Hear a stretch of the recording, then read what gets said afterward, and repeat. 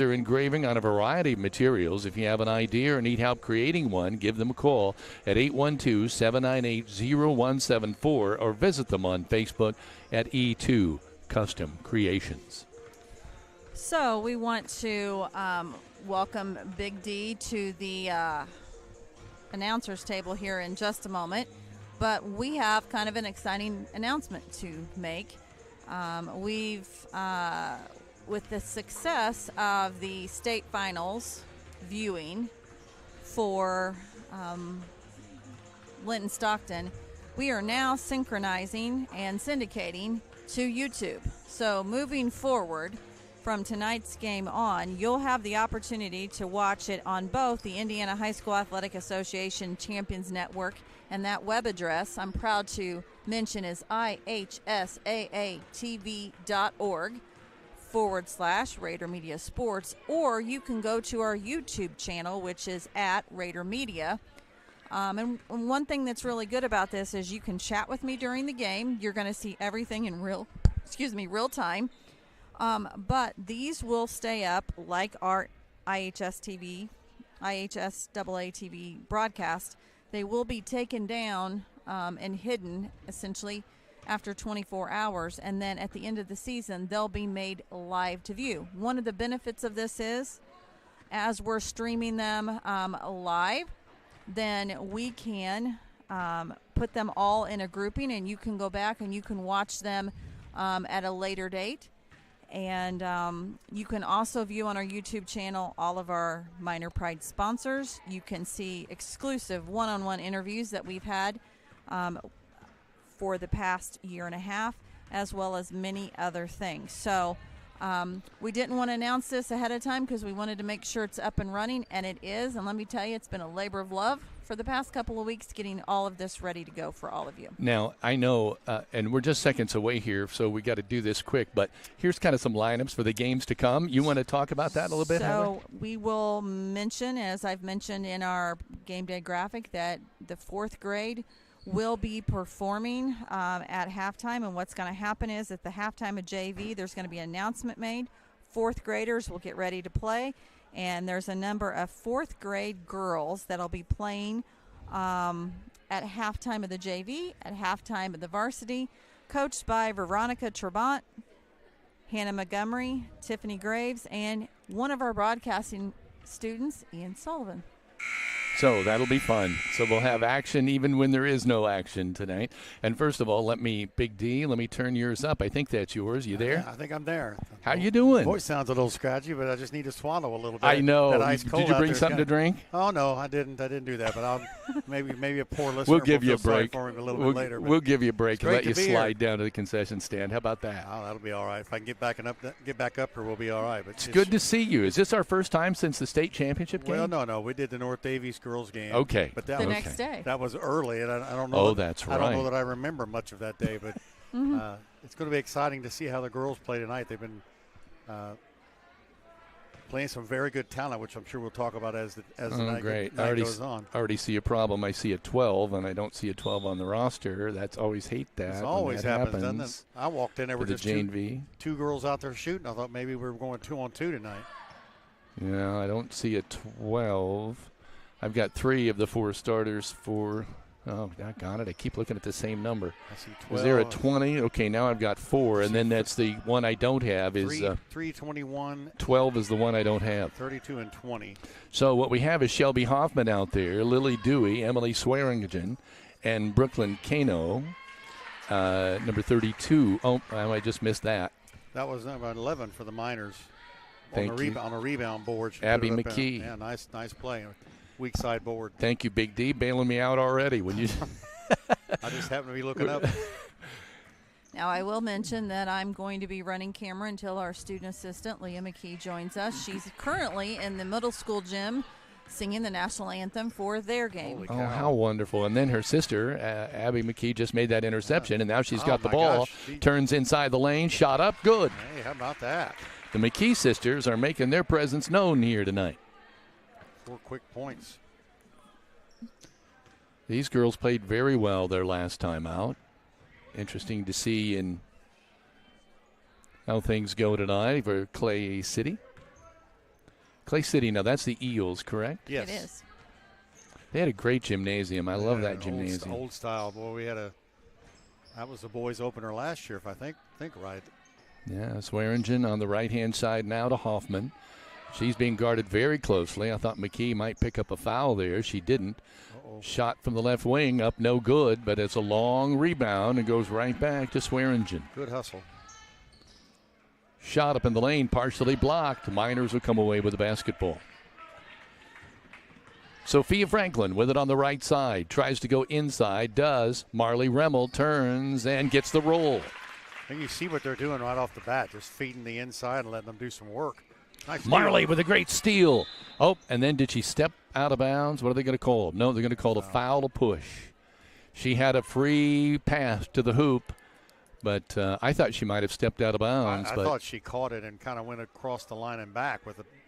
Oop. They're going to be able to run that one down. No. Nice and defense. There's a foul. Oh, the Miners had a tough break on that one. So that's a good foul, though. Not to make it easy, Marley Remmel gets that foul. It's funny to me that you don't hear the name Eels very often, and in this neck of the woods we've got Eminence and Clay City. They can't be that far apart. Both of the Eels. Swearingen, the shot up, no good. That's Emily's obviously first try at the line. Eels yet to get on the board, trailing here 6-0 in the junior varsity contest. Their second shot is up and nothing but net. So Emily gets the Eels on the board. It's 6-1. Just underway. There's a full court length pass, tipped out of bounds nicely by Cano. Caught by Superintendent Tim Groves. Fires it back out there. Getting ready to inbound. They get it inbound to McKee. McKee right side. Killian. Shot up on the baseline over there. No good. That was up by Gaither.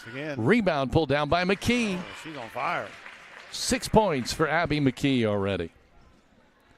4 minutes, 25 seconds to go here in quarter number one. 8-1 is our score. Working it on the right side. Eels with the ball, and I apologize. There is no 12 on the varsity roster either, so I cannot tell you who number 12 is. Here we got a 3-second call, I believe, in the lane. It's kind of the equivalent of a holding call in football. You could call that about every time down the trip. Darren Clayton's got to be hopping tonight with all the activity going on. There's basketball everywhere, and want to welcome Leah McKee. Leah, I want to turn your mic up. How are you? I'm doing okay. And we're going to talk about the musical and everything else, but first bring us up to date on what you just came from. Did you just sing the national anthem? Yeah, I did. Our choir sang the national anthem for the middle school girls game. Okay, the whole choir. Well, that's cool. Yes. So they're playing now as well, and the junior varsity right now, Remmel on the left-hand side. Uh-oh. And Leah, we will get back to you to talk about the musical. I want to hear about it. We're just playing over on the left-hand side of the wing. Try to go underneath. Remmel with a steal. Marley, head up, dribbling across half-court line. Thought she might want to go. Oh. There's a pass picked off, and there's a little push. Just enough. A little push by Audrey Sullivan, they're going to call. Sophia Franklin. Or Sophia Franklin, yeah, thank you. So she can't be playing JV too, can she? Yeah, really. Yeah, Sophia Franklin with the push, picking up the foul. Oh. Working to the right-hand side, nice drive. Oh, thought they might have called a traveling call. She kind of went up on her tiptoes. Yeah, I actually didn't see her leave her toes, but. Yeah, I didn't think she did either, but they called Brooklyn Cano with the travel, and I think she's making her case. She's coming down the court. Oops, somebody took the ball all the way the other way, huh? Oops.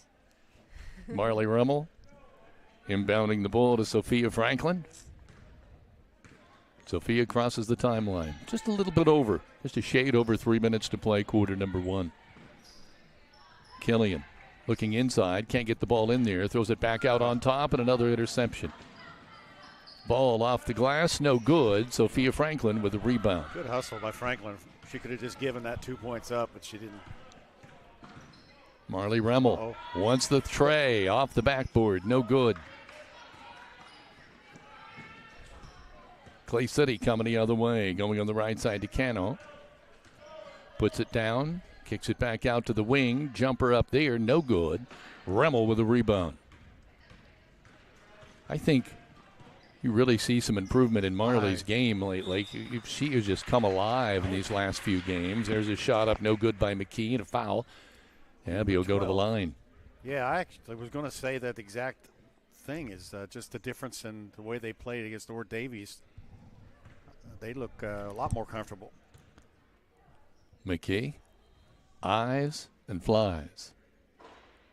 No good. Just hit the front of the rim. A little short.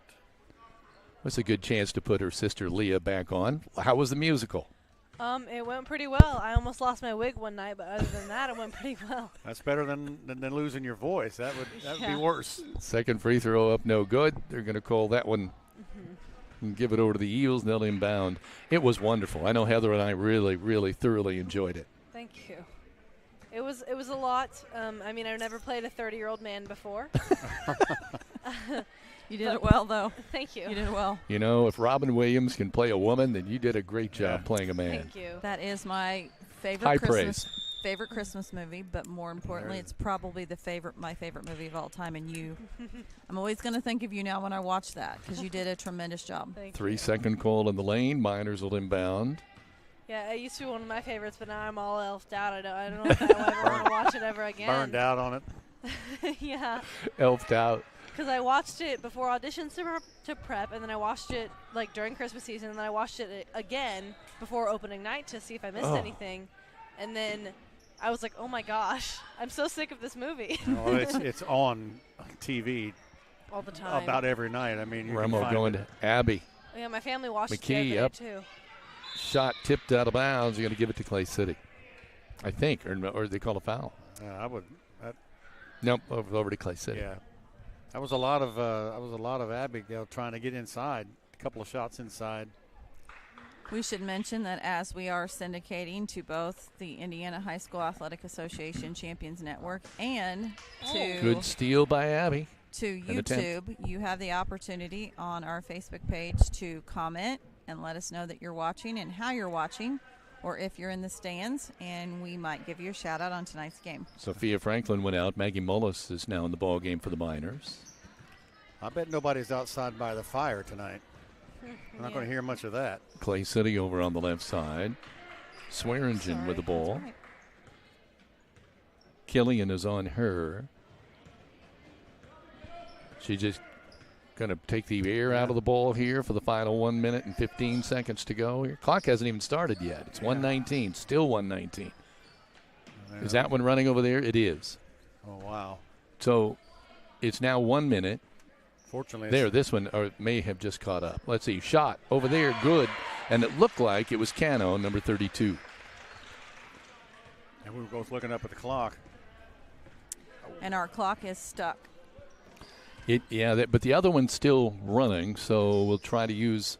However, the one that I'm syndicating to is. And the one I can't see, but Big Deke maybe has a better angle on that. You got 34 seconds right now. Okay, there we got a foul called underneath the hoop, and I tell you, the McKee sisters are dominating this broadcast. They are. All we need is a couple of tunes. Abby McKee is back at the free throw line, and her sister Leah is running the camera, putting her on TV or on the live stream. Swearingen, I think, got that foul. We are hearing now that they have figured out that the clock is not working properly. Probably address that on the first break, I bet. Can they just buzz it whenever they want to? I used to run the clock. It's amazing how many people notice when you don't quite start it and stop it at the right time. Now it says there's 34 seconds left. Yeah, they got it right now. They're trying to 34.40. 34.4. Both free throws. Clay City coming up here. There, the clock running. Big D, you'll have to keep me posted over there. I cannot see that 25 seconds. Thank you. Cano with a drive to the right-hand side. Shot up, no good. Short. Abby McKee with the rebound. 15. Doing it on both sides, offensively and defensively. Remmel coming up at the three-point line on the right-hand side. Gets it to McKee. A little bit pass behind her. Cano's coming the other way. It looked like she might have traveled. She did. So the clock is stopped now, Big D. What are we at? 7.9 seconds. 7.9. That time to get the ball down. And get a shot up. Let's see. The clocks say different things. Yeah, we're having some over issues there. here. See if they get that fixed at the end of the first quarter here. We got to be close. 2-1. Abby McKee makes a shot at the top of the key. 2, 4, 6, 8 for Abigail McKee of the 8 points. The And buzzer stuck on. now we have an internal buzzer. We'll see if we have that fixed when we come back. This is Rader Media Sports. Hello there, I'm Corey Motter with Century 21 Sheets. Are you a first-time home buyer and you just don't know where to start? Perhaps you're looking to downsize and you need to list a property and get top dollar. In any of those situations, you need a professional agent on your side. I have successfully opened doors for clients for over the last 4 years, and it is a complete pleasure of mine to be able to help them end one chapter and begin a new one. Navigating the real estate market can be complex, but with the right guidance, it doesn't have to be. Let me help you understand the housing market and let's negotiate the best deal. So together, let's open a new door and close it with Corey.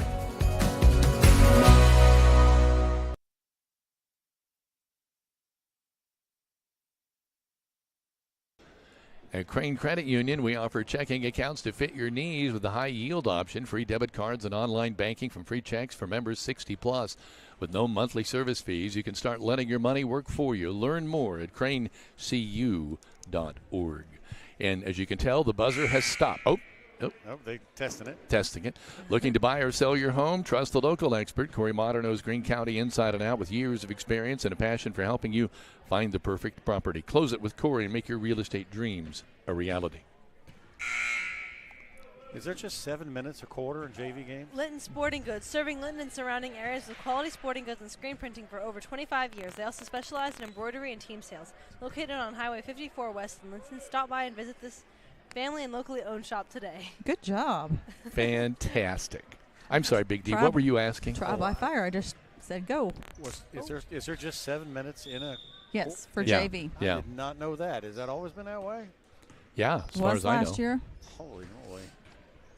How many is there in a varsity game? 8. 8. Oh. I didn't Ball inside, stolen away. Abby McKee comes up with it. Abby's having an outstanding night. Marley Rummel coming the other way. Gets it to Killian. Shaley looking for a cutter. Oh, the ball got away from her a little bit. Rummel comes up with it. Marley kicks it out. Shaley, left side. A nice drive. Drive there and Oh, there's Abby. Oh, shot up there's off the Abby glass. again. No good. Holy Second shot is up and good. She has 10 of the Miners' 12 points. Am I wrong or is that J.C. Archer? That can't be. JC Yes, it Archer is. is J.C. playing. Archer is on the floor, number 32. Huh. And so she's getting a little JV time as well tonight. There's a shot up, no good. Rebound pulled out of there. They may have run out of some players. I don't know what's going on there. She comes up with the ball, gets it to Gaither. Gaither to Rummel. Now both clocks are working. That's good. Archer tries to get it inside to McKee. Nope, stolen. Great defensive play, but Archer coming up from behind tries to knock it away. Cano with the ball, throws it out on top, and well, the ball didn't cross. Her body did, but Swearingen did a good job. She stopped the ball. Kind of like when the ball goes toward the end zone, isn't it? The player's got to stop the ball. And Your body wants to go forward. working over on the left side. Now it's out on top again to Cano. There's a reach. I'm surprised they didn't call that foul. There's a baseline. Nope. Good defense. Thought better of it. Good defense by Killian.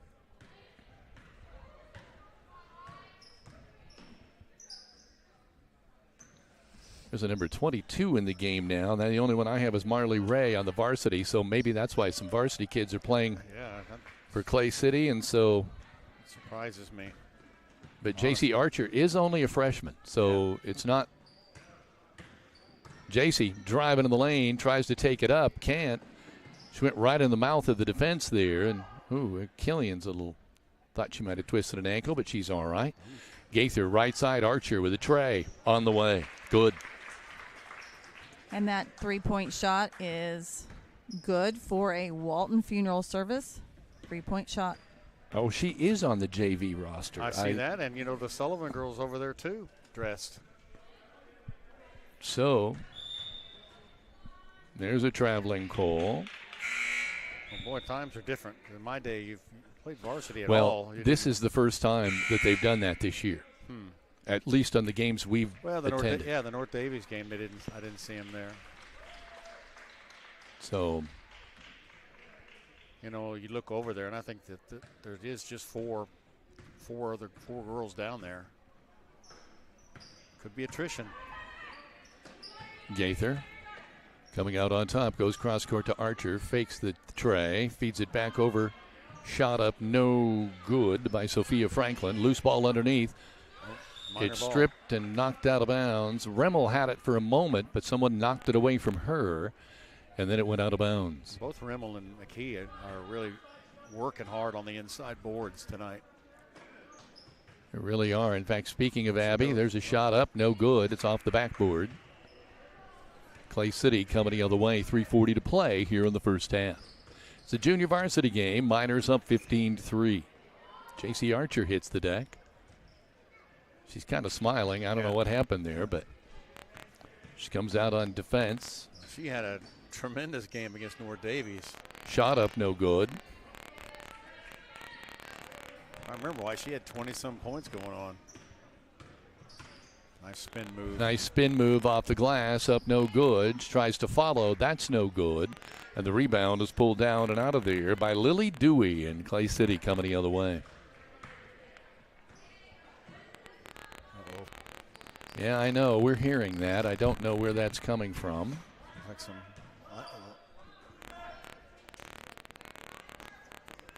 Is it the little mixer thing up there again?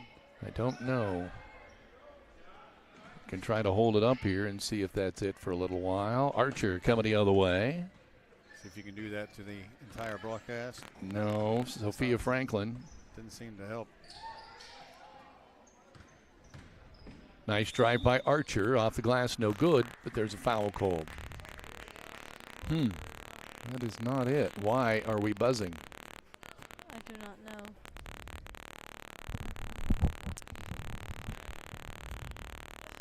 Gonna do something here. There you go. You think you found the culprit.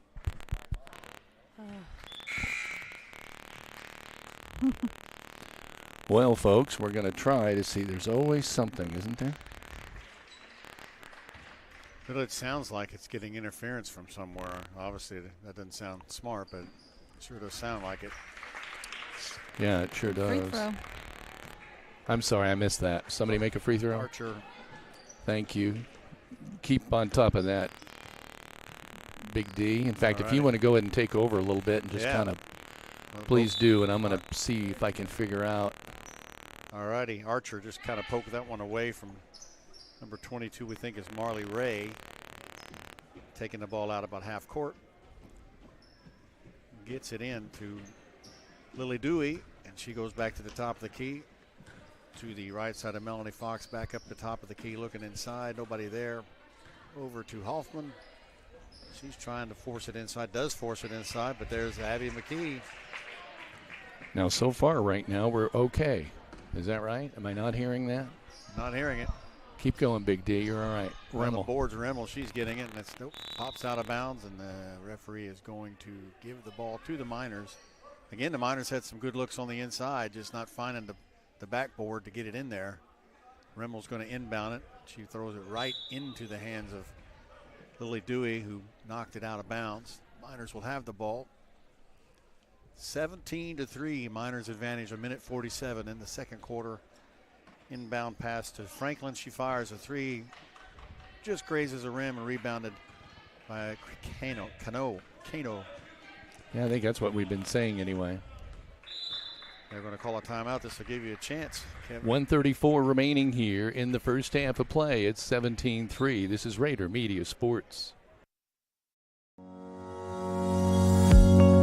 Is your family protected? Contact me, Alicia Cornelius, your Indiana Farm Bureau insurance agent, to discuss your home, auto, farm, life, or business needs. It's not just about protecting my family. Let me help protect yours too. Proudly serving Indiana, call to speak with me, Alicia Cornelius, one agent for all your insurance needs.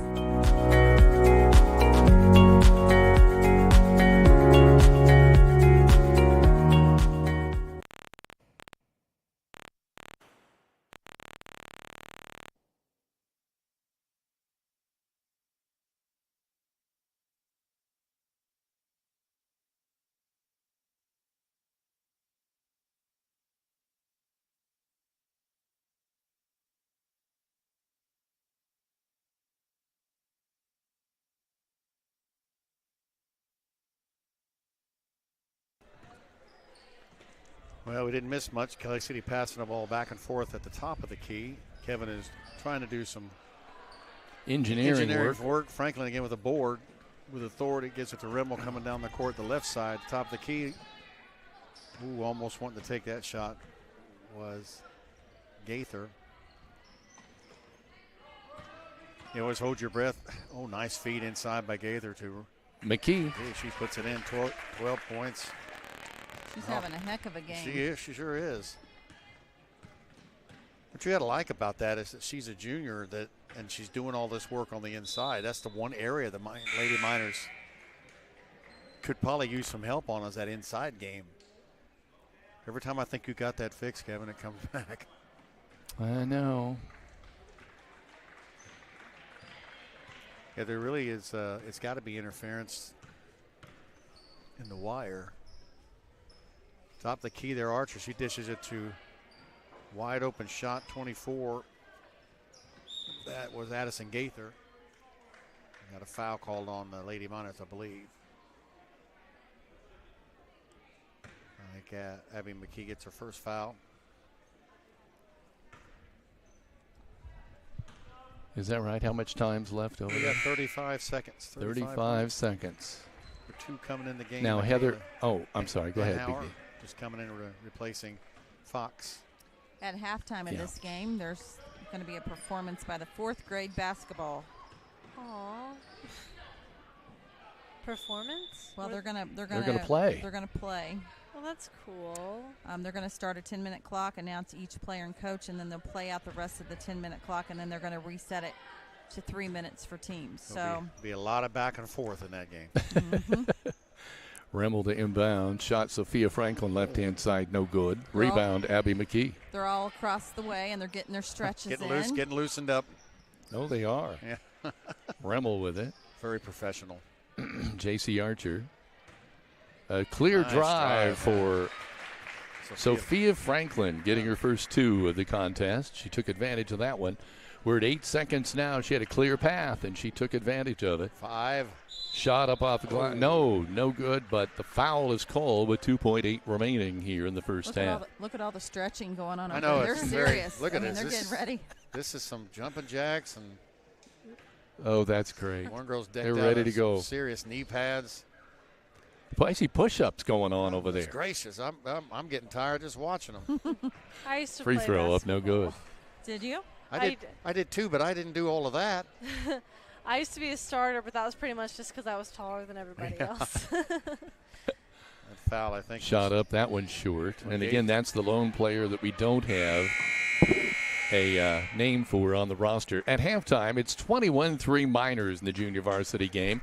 We'll be back with those 4th graders taking the floor during halftime of this. This is Rader Media Sports. Out here, work won't wait. From grading gravel to herding cattle, Polaris gives you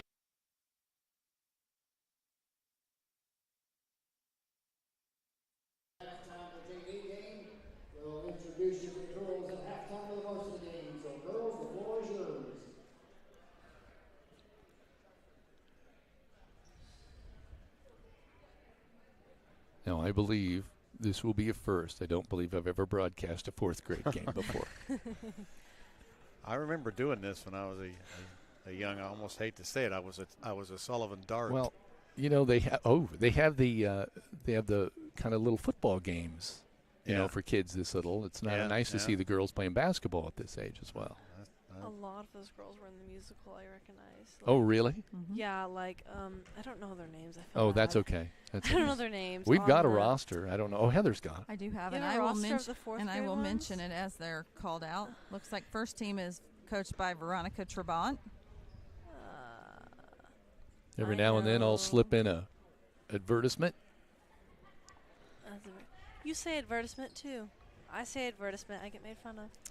Second team is That's probably the So old, do I. That's the old English, little old English language going on. Oh, that's funny. Okay, getting ready to inbound the ball. Well, there's another club member. Is that Ian with the basketball? No. yes, we mentioned earlier. Kevin that needs to he's shut gonna up and go back to work. That is Ian. Oh, my gosh. Huh? Oh, sorry.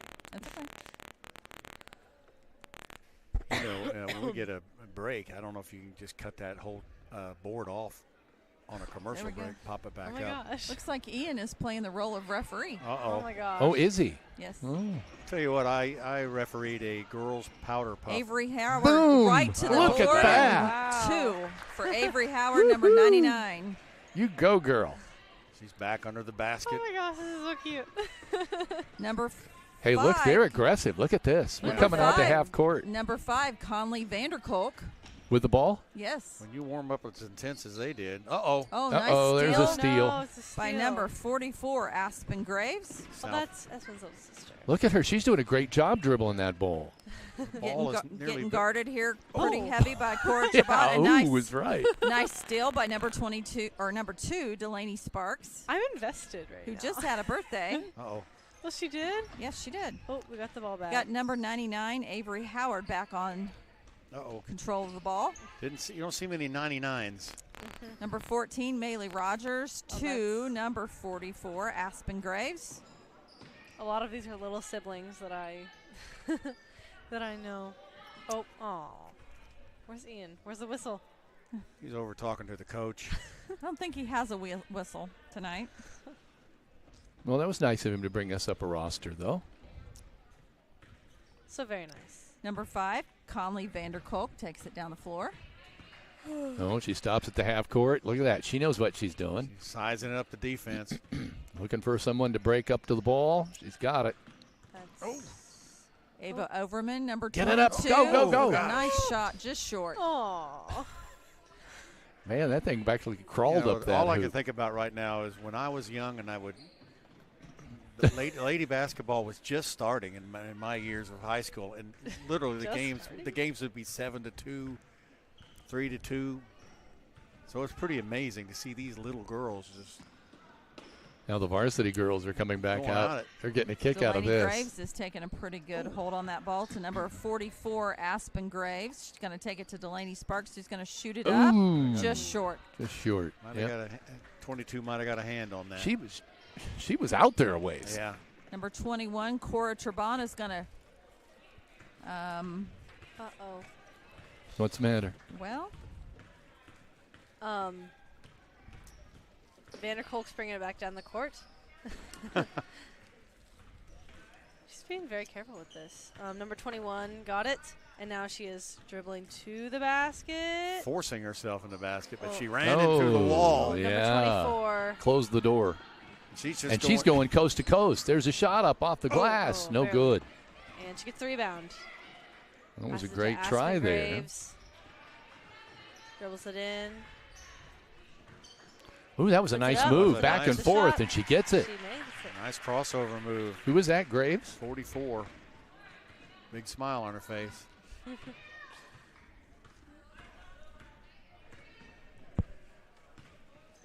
They Coming had- across the timeline, another great move. they Shot handled- up. They handled the ball so well for just They- being a little kid. Oh, look at that. She kept the ball inbounds, didn't she? No, I guess not. They're going to call it out of bounds. Overruled. I thought it looked like a great play. number 21, Cora Trabant is going to take the ball out of bounds. So these are fourth Fourth graders? graders, yes.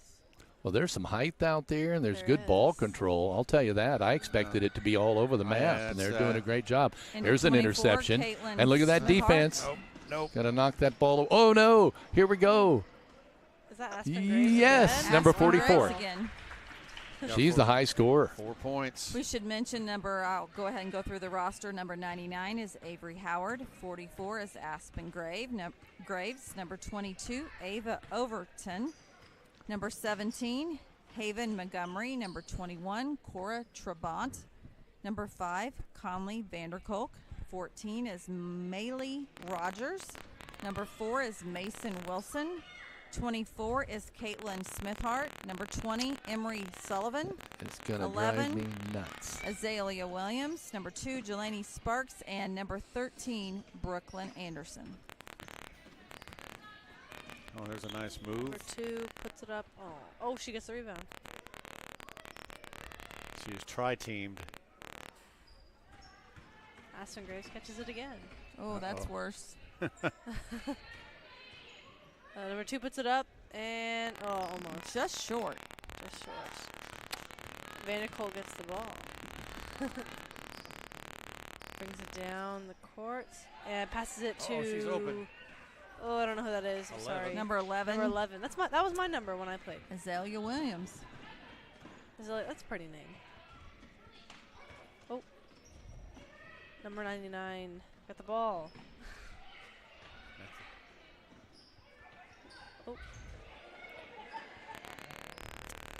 Oh, they're battling now. Oh my gosh. Uh-oh. Emery Sullivan. Yeah. Kids. We're just providing you a little music entertainment behind the Here, scenes. Which is I'm going to kill Mike and get up and try to do some work. You guys stay on this. Okay. I will.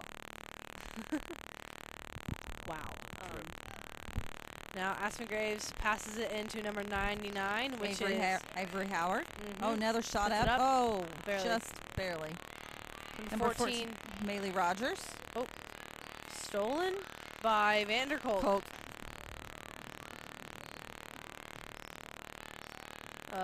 She throws it to Brooklyn and Cora Trabant.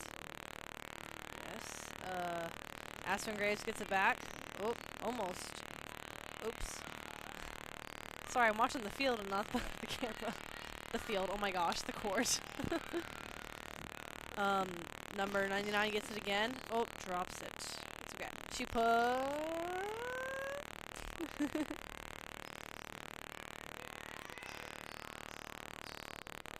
Oh, nice roll on Cora Trabant. And then we going to take a steal by number 99, Avery Howard. Huh? Oh. We got Vanderkolk passing it out to Cora Trabant. Vanderkolk will take it up the lane. Under 1 minute. Oh, Nice shoot up. Oh, close. Maylee Rogers got the rebound. Oh, but Vanderkolk quickly gets it back. Passes it to number 21. Cora Trabant. Yes.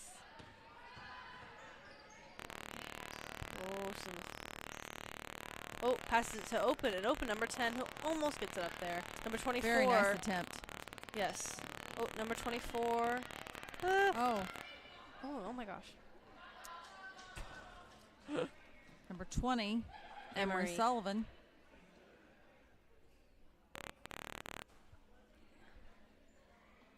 Oh, sorry, I'm watching the court, not the camera. It's okay. It's so investing. Putting a lot of heart. Number 44, here we go. Oh, good shot for Aspen Graves, number 44.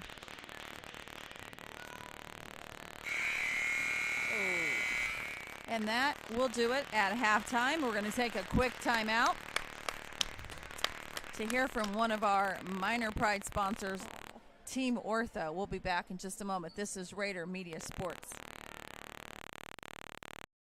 3 specialty clinics with 3 top-notch providers right here close to home. Greene County General Hospital's Team Ortho Foot and Ankle, and Surge Care are the area's go-tos when it comes to your care. Team Ortho is home to the county's only board-certified orthopedic surgeon, Dr. John Hammerstein. Dr. Matthew Parmenter is a board-certified foot and ankle surgeon with more than 35 years' experience. And board-certified general surgeon Dr. Cam Gabrielson is trained to diagnose a wide range of diseases that may require surgery. Team Ortho Foot and Ankle, and Surge Care, the trio you can trust. They're all part of the Greene County General Hospital family, our family, caring for yours.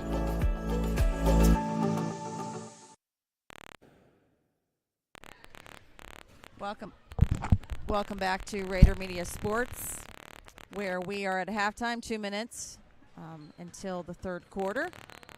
We want to mention, too, that the second quarter was sponsored by Key Associates of Linton. Whether you're looking to buy or sell, call Allie Walton, Mary Beth Gerald, or Audrey Sparks of Linton today.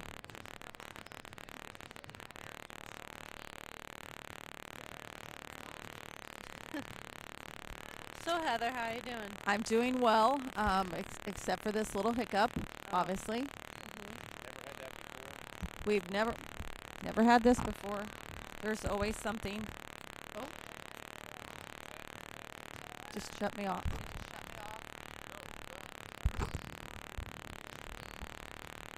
So as we mentioned earlier, our next broadcast will be Friday evening as we travel to Mitchell for the opener for the high school boys basketball. For the high school boys basketball. Yes, and that is a 6 o'clock tip-off. And 6 o'clock tip-off for JV, followed by the varsity. If you can hear us, please let us know. I can hear you. Is this supposed to be up? That's Hello, the main. hello. Maybe I got to go out and get the other mixer. You have 29 seconds. Yeah, the main wasn't up. As we get ready to start this third quarter, we want to mention that this quarter is sponsored by Key Associates of Linton. Call Allie Walton, Mary Beth Gerald, or Audrey Sparks of Linton today.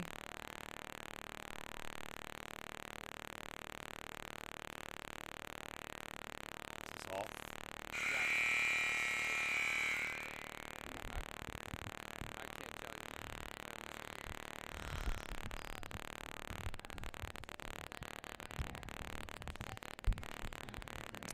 Want to say hello to Rita Burgess, who's watching and says, "Let's go Miners."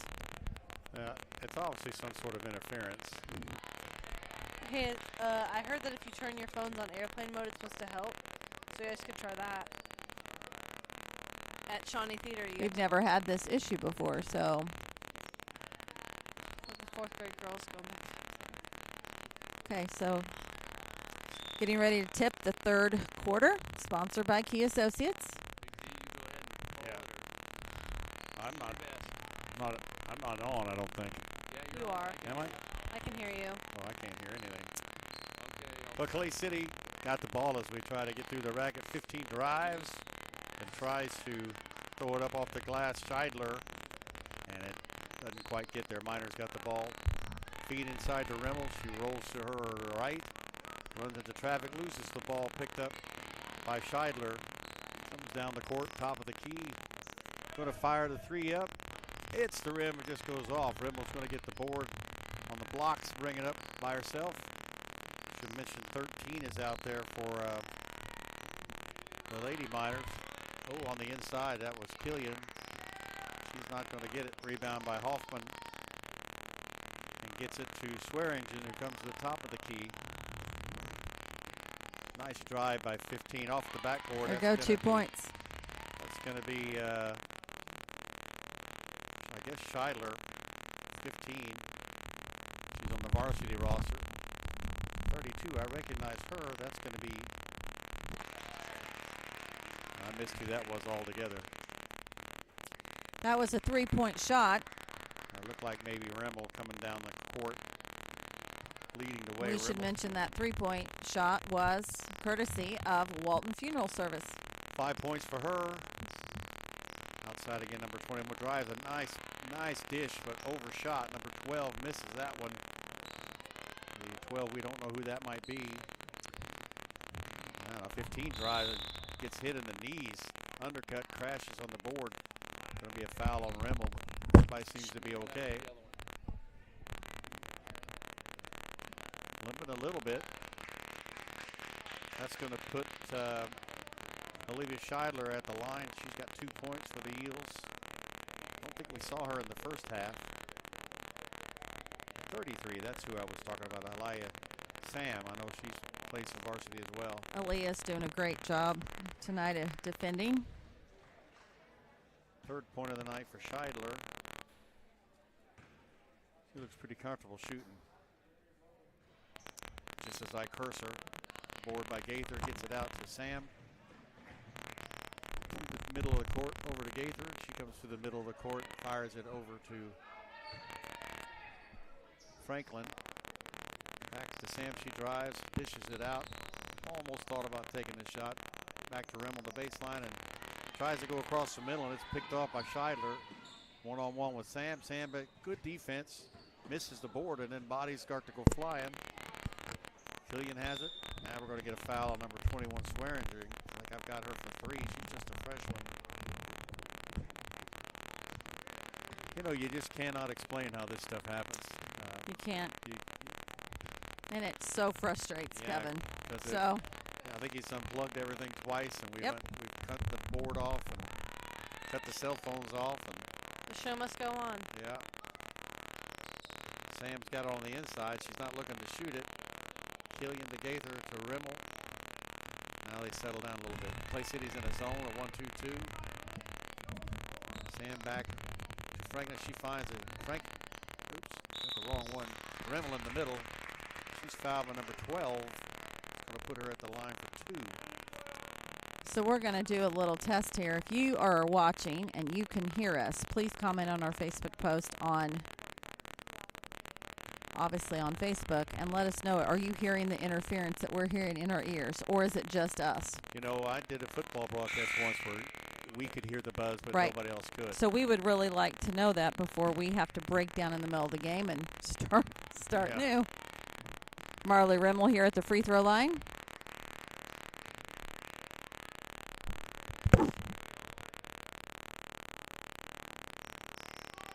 Off the mark with a good board. Nice rebound by Marley. You can't. Maggie Mullis is also in the ballgame for the Lady Miners. Had some shots on the inside there. The ball goes out on the Miners. It'll be Clay City ball. It is 23-6 with 4:09 in the 3rd quarter. Nice dish, wide open. There you can see 12. Mr. Rader in your camera. 2 points for the unknown number 12. I'm confused by this. They get the ball out as well. Must have been a foul. Down the court quick. Wait a minute. She put the points in the Linton basket. That's what happened. Wow, that's weird. Yeah, because Clay City's going from right to left. Dishes it back out to Swearinger.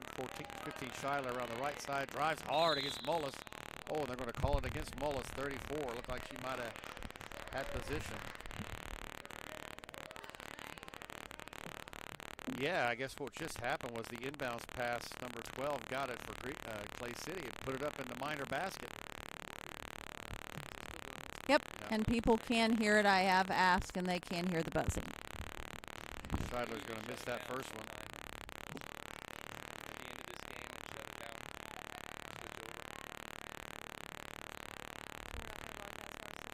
Yeah, we will broadcast varsity. We're just having... Scheidler's going to miss both of her attempts. Kevin will switch this at a timeout. Just be ready to go. Rimmel's going to take the three-pointer. Rebounded by Scheidler.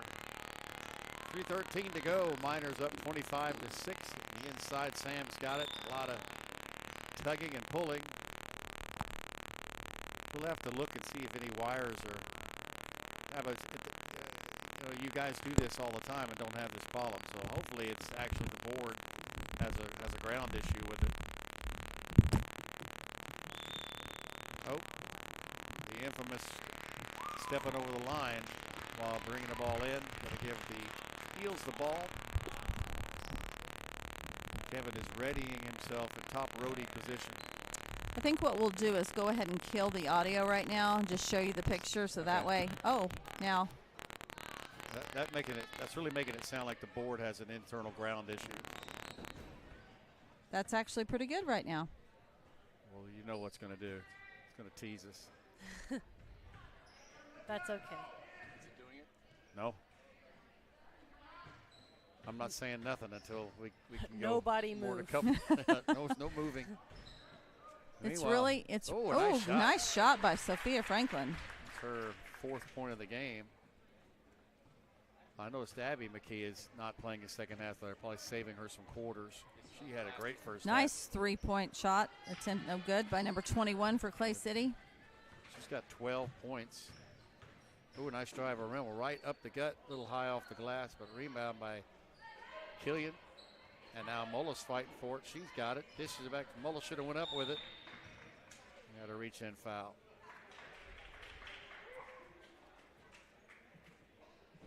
One 4. That's going to be Rimmel. It isn't doing it. No. Here, I'm going to. Wait. I just heard a pop. Yeah, my hand hit the table. Oh. But I think that's what that was. It's unrelated. Okay, thanks to our listeners for letting us know it's all better now. So that's great news. Clay City got the ball. Number 2 tried to get the ball up here on the opposite side. Nice rebound by Addison Gaither. Sam's going to bring it across the timeline to the middle to top the key. Dishes it over to Gaither, who is not going to be shy about taking that. That looked like it was right going to the basket, fell short. Out of bounds, going to go to the Eels. 27-6, 144, third quarter. Almost a steal by Sam. Swearingen comes down. He's going to probably go all the way to the hoop. Off the board. Gaither's going to track it down the corner, gets shoved, throws it away to number 3, Hoffman, and then it gets thrown away again. Oh, it's going to go to Clay City.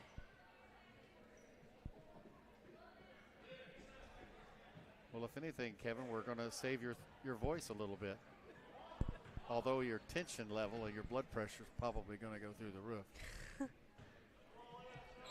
That is strange that you took the board off that foam.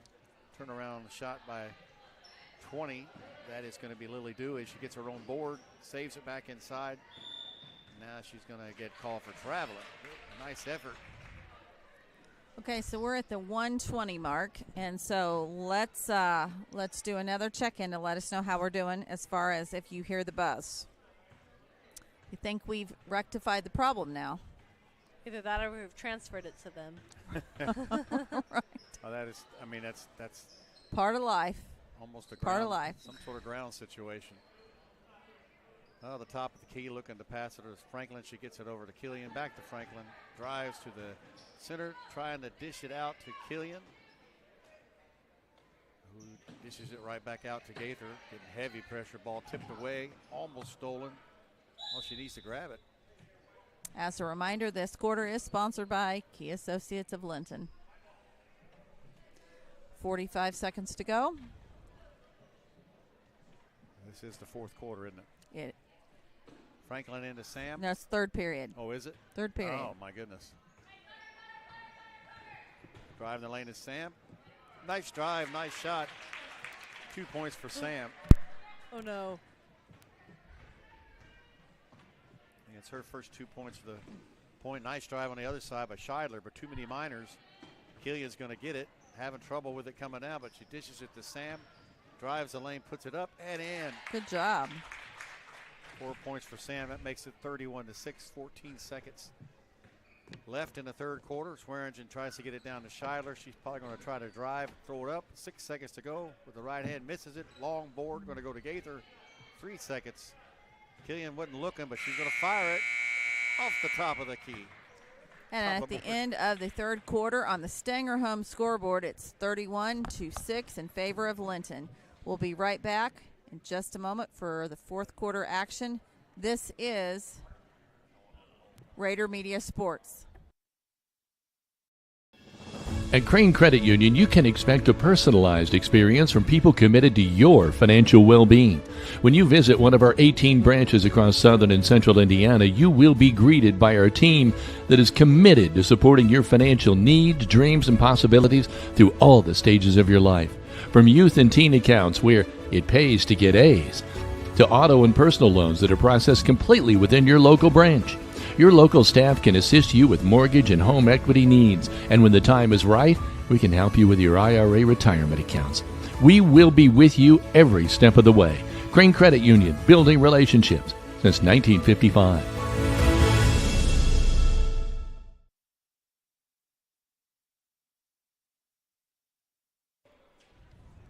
Big D, I'm going to let you take this one out. You just called the fourth quarter.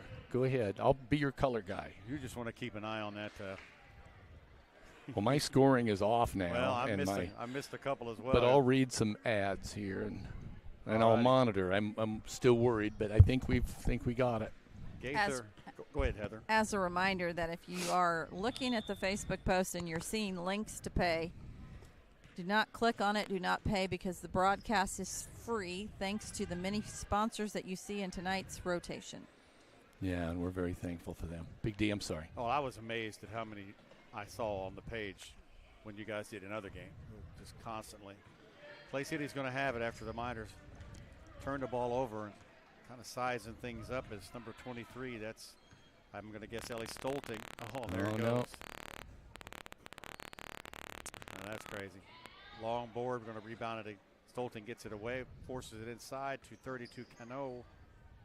She's guarded by 3 Miners, gets it out to number 52, Cam Rhodes, I'm going to guess. A nice open shot for number 3, and that was Shelby Hoffman. And it went all the way down the net, came all the way back up the net. Franklin's going to have it. Wide open is Franklin in the post position, and she fires it over. A little too wide for Mullis. I don't know the rosters as well.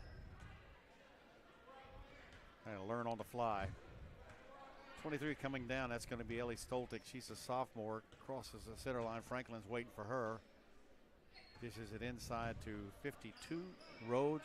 She dishes it back out to Cano. I can pronounce her name different each and every time I say it. Down in the bottom to Shelby Hoffman. They're just kind of dishing the ball around. Wait, it's going to be a wide open 3. Boy, nothing but net. Melanie Fox gets the first 3 points of the night for her. And that three-pointer is sponsored by Walton Funeral Service. Gaither to Franklin on the top of the key. Working the ball around. Killian, number 25. Shaylee Killian, a junior. She's looking at the top of the key to get it, which she does. She looks for the 3, doesn't take it. Back to Gaither. Back over to Franklin. Looking to drive the baseline. Pulls up, hits it. Little short, good rebound by Cam Rhodes on the inside, good block out. So it's going to be Stolting bringing the ball down. Oh, almost picked off by Abby and driving inside by Rhodes, and she gets the bank. The bank is in. There's 2 points of the night for her, 4:43. Miners up by 20. There's nobody on the bench now, Kevin. Yeah, most of the players in with the varsity. They got one over there. We got Rimmel. Nice steal by Rhodes, poked it away from Mullis. Gets it over to Stolting. Oh, we thought we had that thing licked. Yeah, thought we did. Right at the free throw line is Rhodes. She's going to go back to 13. She goes low to Hoffman, who gets it back to Rhodes, who's going to fire almost in the hoop. Nice board on the backside by 23, Stolting, and McKee's going to get the rebound on the miss. Get it to Franklin, who pushes it up the court. Puts a shoulder down and just off the rim. Rhodes again getting the rebound all the way in the far corner. Back to Stolting in the middle. She brings it up across the center line. 3:49 in the JV contest. Looks like the Lady Miner JV team is going to get the W tonight unless there's a massive comeback. A sharp pass to Fox. She misses the wide open shot. Miners come down, dishes inside to McKee, who's been quiet the second half. Oh, this is going to be a gimme. Oh, can't get it. Good board by Mullis, though. Taken away by Rhodes. Sometimes I think the wide open shot is the hardest shot in the world to make. Uh-oh, here comes Rhodes just inside the three-point line. She's got a good shot. Doesn't make it. Killian's going to get the board. Across the center line. Drags her foot a little bit. Pulls the ball away. Back out to Franklin. A couple of subs getting ready to come in for Clay City. Just kind of taking their time. There's no shot clock in high school, so they could do that all they want to. Looks to fire it to McKee. She dishes it to Gaither. Gaither thinks about the three, then feeds it back a little high to McKee, and there's a scrum. Nope, Clay City's got it. Stoelting gets it downfield, down court to the wide open Bunny, and just too much juice on it. Melanie Fox.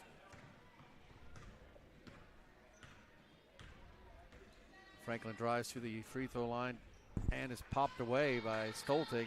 She's got a runaway. It's just her and Cano by themselves. She's going to take it. Makes it her first 2 points of the night. We got a timeout by the Clay City Eels. So it's 31-13 with 2:21 remaining. This is Raider Media Sports.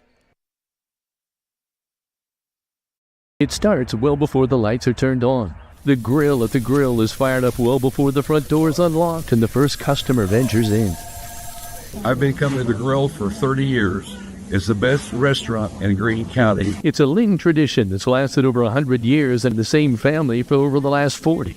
Open 7 days a week with carry out, and speaking of traditions, they have steak night every Friday and Saturday night. If you didn't stop by today, there's always tomorrow at the Grill in downtown Linton.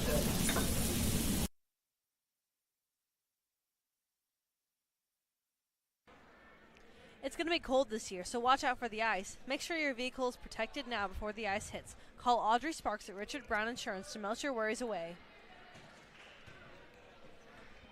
Nice job. Big Dean, speaking of nice jobs, go ahead.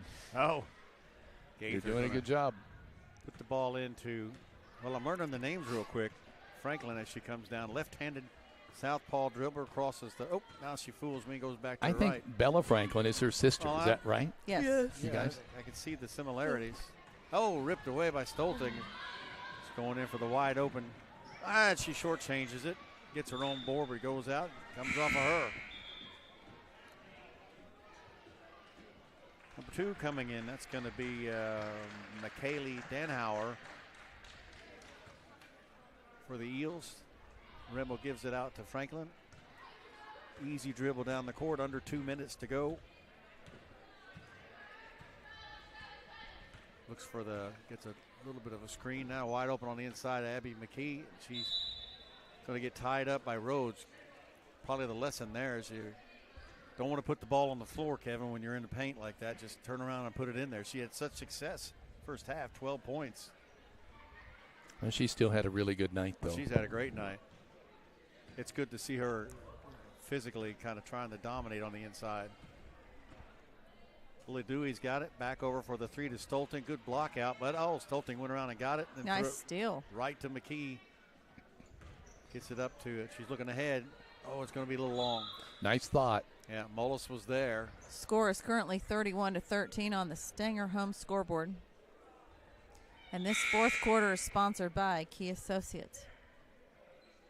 We got Cano coming back in. Brooklyn. Just call her Brooklyn. That's easier to figure out. Taking a seat is Stoelting. She has played. She's a good ball player, too. Yeah, she's got some. She seems to be able to handle the ball pretty well. And she's on the varsity roster. A lot of these girls are on the varsity roster, so I don't know. Cano again. Oh, throws to the imaginary man. Well, the cutter. Yeah, the cutter went inside. A little miscommunication there. Out of bounds. Gaither's going to take it. 112. Drives the lane. Nice speed. Oh, a little strong, but Rimmel's on the board. Oh, she's a little strong too. Picked up by number 20, Lily Dewey. Under a minute now. She really brings that ball over, doesn't she? She does. Looks like they would have to correct in that. the old days, they would call that. They don't call it much anymore. Varsity, they might poked away. Rimmel picks it up. 44 seconds. She's pushing the ball up the court. She's going to go. Oh, I thought we were going to have a crash. Gaither. Franklin takes the open 3 at the top. That looks good. Ooh, I thought it was going to go. Sure did look good. Rhodes, call her name quite a bit. She's the tallest person out there. She's the one handling the ball coming down the court. Oh, Man, nice play by McKee, great rebound. She turns right into the defender and Yanks able to it strip away. it. Franklin trying to get, oh, she did. Turnaround jumper with some traffic there. I got her for 6 points. Totally unofficial. Yeah. Kind of at the right wing. And she Oops, just there was a kinda little hop. Took a few steps without the ball. Now in the NBA, You get away with that. The bigger your contract, the more steps you can isn't take. that the truth?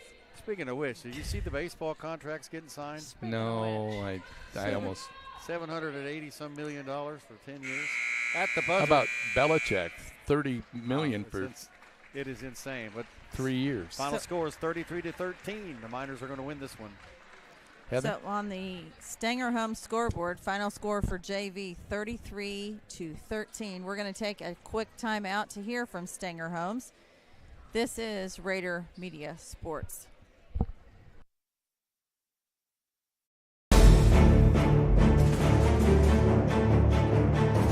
Whether you're looking to purchase or sell a home, the opportunity is better than ever. Take advantage of the falling interest rates. Real estate provides the highest returns, the greatest values, and the least risk. The best investment opportunity will not fit into a safe deposit box, but you can live in it.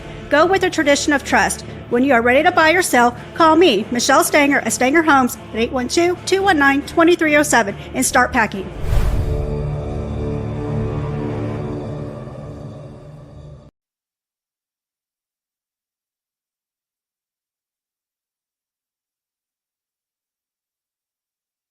Some people see a huddle in the locker room. We see a second classroom. Some see a student athlete on the court. We see a future leader in the community. You see, high school sports in Indiana are special. That's because they're about learning and growing, not just winning and losing. Fans, I'm Commissioner Paul Neidig. Support education-based athletics in Indiana by buying a ticket to your high school's next athletic event.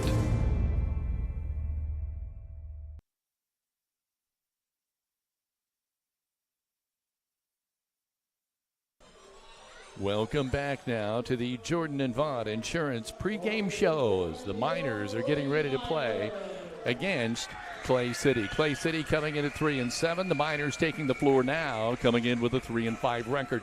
Big D, one interesting thing here on this Jordan and Vaught Insurance pregame show is we have 2 first-year coaches. Yeah, I noticed that Garrett when we Van Devender. Van Devender, thank you, for Linton, and then Clay Hoffman for Clay City. and Garrett, of course, he's been here for a while. I don't know the story on Clay Huffman, but you know, you can look at comparisons, and they've played the North Central Farmersburg T-Birds. We went to double overtime in that 49-44 loss, and North Central really made hay on Clay City, 80-21 in their meeting earlier this year. The other common opponent, West Washington. The Miners lost that game by 10, 48-38, week 1, and West Washington was a 63-39 winner over the Eels. The other thing I noticed about the Miners' schedule is they have played some tough teams, and if you look at that schedule, they've got some. Did I see this right? Ben Davis and Warren Central are coming up. They're going to do a tournament right after Christmas. The tournament, obviously, we are not permitted to broadcast, but it's going to be a pretty tough, Goodness gracious, pretty tough draw for that. So 2 of the biggest schools in the state. now, let's talk about next week because, you know, we reached out to Brent Anderson, who's our graduate student assistant, who will be joining us on next Friday for camera, as well as going to sprinkle in a little bit of color with you and with both Kevin and Dan. But next week on Tuesday, the Lady Miners will be here for the host of Owen Valley Patriots. But then on Thursday, doing a little things different Thursday and Friday. So Thursday at Shakamak will be the JV girls, followed by the JV boys. Oh, wow. And then on Friday, we go back to Shakamak for varsity girls and varsity boys. Oh, that is a new. So it's and I'm not going to get too detailed into this because I'm sure I'm going to botch it up, but there was some discussion that varsity girls needed to be able to play on a Friday night to kind of even it up like a varsity boys. So one game was made to kind of split JV versus varsity. We're thankful that it's at Shakamak. It's a close road trip for us. We will be live streaming at Shakamak, and we're very excited about that. And then on the 21st, we head to Oakland City for the Oakland City Shootout, and we will be playing, live streaming the final game of the day, which is at 8 p.m. Now, when I ran out to get another mixer, it's always funny what you get. I was coming back up the steps here, and somebody stopped me here on the left and said, "Are you going to Mitchell?" We are. We will be there tomorrow evening. The tip-off begins at 6 o'clock with JV. Now, let me give you guys some heads-up information because we will post this on our Facebook page a little bit later tonight. But the admission cost for tomorrow night is $6 cash, and that is no matter if you're 5th grade, 5 years old, 50 years old, it's $6 a person across the board. Concessions, again, are cash only. The gates will open at 5:15 for the fans, and you will park in the student parking lot adjacent to the football field and enter into gate number 18, which is the main entrance. We are going to set up and be live at 5:30 because since it is the first boys game, we want to give a little preview to the boys season, talk about some of the players. And isn't Big D joining us for that game? I'll be there. He is. We actually, are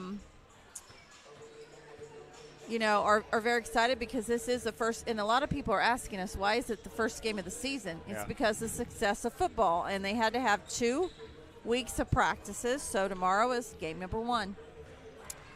Yeah, it's amazing. Success can push things back a little bit, and we've seen that with other schools too once in a while where you'll be playing somebody and you realize, they're playing their first game kind of late. And people have to remember that. I mean, it takes a little bit of gel. We're lucky, really. A lot of the guys are coming back from last year's team, so they'll know each other, but still. Oh, there's a lot of new faces. The switch, I've saw some different names. It's the depth they're gonna have this year, and that's the one area that you had some concern about was. They some played a lot of this. Really, once that lineup got out there was only a couple of guys that came in. But I'm intrigued by the move to have varsity girls and boys on the same night. I actually saw this happening in bigger schools a couple of years ago where there was an argument made about, hey, and then what they actually were doing in some places were alternating who the top game was. Like the boys might play Friday first game and the girls the second back up. Well, I know that my father lived in North Carolina for some time, and he attended some high school games down there, obviously where my cousins attended. And he said that, you would walk in, obviously, through a number of metal detectors in North Carolina, and you would watch a ball game, and then they would have everybody walk back outside, and then they would clean up the gym, clear the gym, and then you would walk back through the metal detectors for the second time. Wow. And a lot of times it happened like this where you would play JV boys, then varsity boys, then JV girls, and varsity girls. You'd have 4 games in one night. That makes for a long night. It does make for a long night, and we're very excited to go back to Shakamak this year. Dylan Collins is great at his athletic position there, and we're excited to be able to bring you all games. And then, obviously, our student assistant will be home for her Christmas recess from Purdue University and will join us on Friday evening for some commentary. So it'll be neat to see her. Makes me glad that I live in a small town. A small town atmosphere. I would hate to have to do that. Right. What's he think about Bill Belichick going on as North Carolina's football coach? What's his thoughts on that? Well, I mean, I think he's going to find, and you folks at home can hold me to this, but I think he's going to find there's quite a bit of difference between pro and college football. Right. What you can expect of them, for sure. And the game of college isn't really even the game of college from 5 years ago because of NIL and the fact that they can leave anytime, basically. And you're negotiating contracts with kids in living rooms with parents. Right. I just think he's going to find that it's a little bit different than maybe if he'd have taken the job 5 years ago. I wish I could remember the Lou Holtz quote that's on the internet you see all the time about the difference between then and now, but I can't. So that was kind of a letdown. But well, thanks for bringing that up, Big D. Yeah, but it was so true. I mean, I think that the college game, there needed to be something done about that, but it's like everything now. It's gone way over the deep end. The college game is more about personality and getting along with the kids that you're playing, unfortunately. Yeah. And Bill Belichick was not known for being that wasn't his, no. Kind of a happy-go-lucky, on-your-side kind of guy. I've seen him smile this last year more than I have in all of the years. It will be interesting to see it. I didn't see it coming. But he signed a 3-year, $30 million. They get rid of him in a year, he gets $30 million.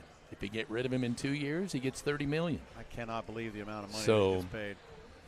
I'm just trying to think of coaches that get paid more than that, and I don't think there's many in college football. I don't think so either.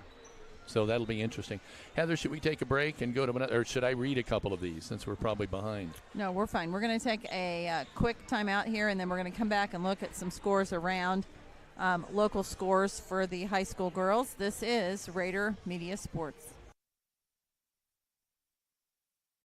Starts well before the lights are turned on. The grill at the grill is fired up well before the front door is unlocked and the first customer ventures in. I've been coming to the grill for 30 years. It's the best restaurant in Greene County. It's a Ling tradition that's lasted over 100 years and in the same family for over the last 40. Open 7 days a week with carry out, and speaking of traditions, they have steak night every Friday and Saturday night. If you didn't stop by today, there's always tomorrow at the grill in downtown Linton.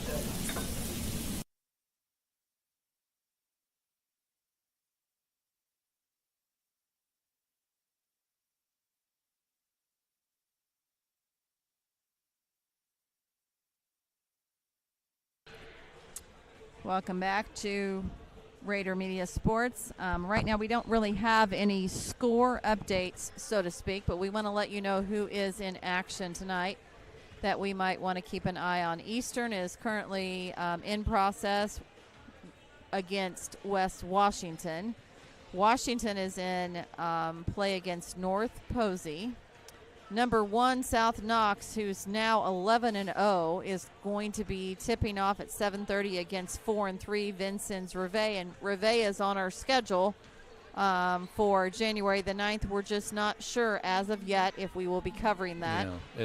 The past doesn't lead us to believe that we'll be there, but we'll certainly try. Can I go back to South Knox for a second? Because I think that's one of the best girl basketball teams I've seen this year.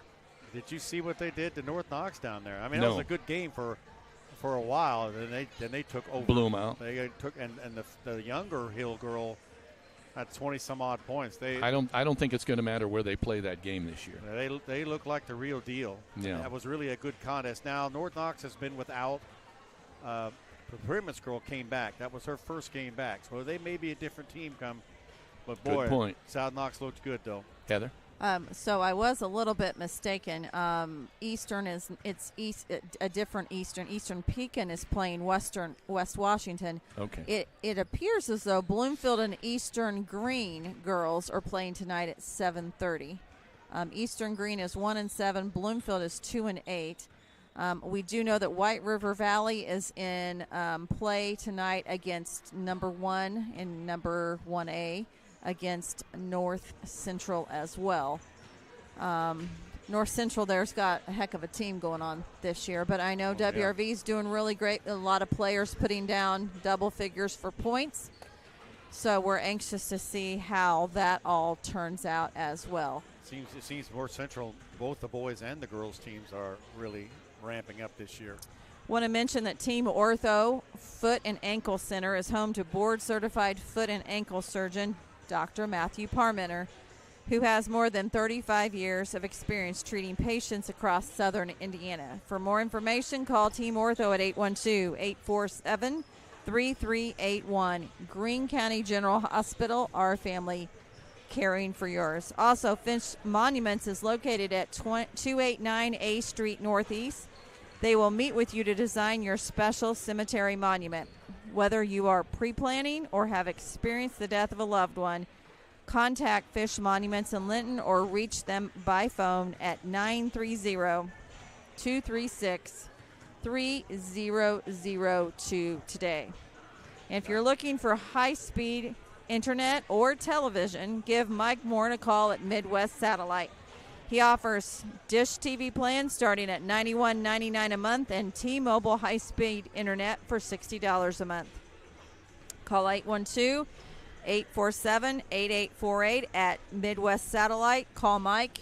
He will treat you right, Kevin. Back again. Both teams here on the floor warming up. Again, Linton coming in at 3-5. Clay City coming in at 3-7.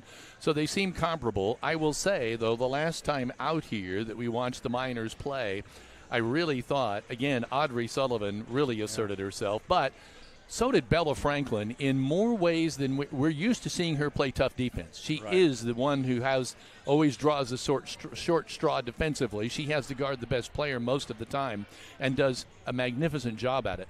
But she was on the boards. She was scoring points from three-point land, and it was not the Bella Franklin. We've kind of gotten used to putting her in a slot of saying, well, she's going to go out there and play good defense and rebound. Yeah, she showed she's capable of doing much more. She's more than just a stopper, and if she can get that side of her game going. Now, remember, we saw her last year in one game out of nowhere drain three-pointers in that one game, and we were like, where'd that come from?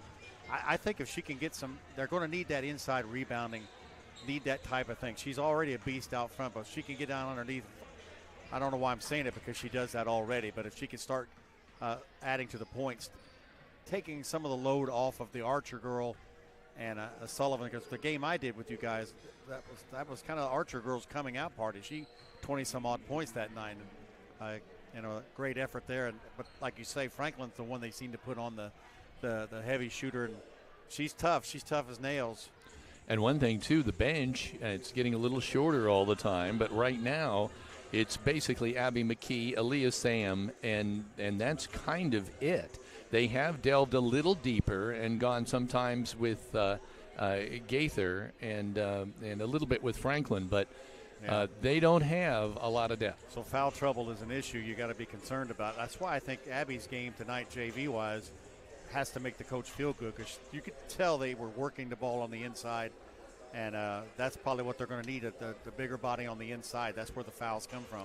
You know, I will say in the last game, and Heather, correct me if I'm wrong, but I think this was our last game that we covered, JC took a blow a little bit to the head. Like the forehead. To the forehead, and I think that might be why they got her out there a little bit in the JV game to get the you could see cobwebs out, get her playing. You could also see how she was going to react to full-time action.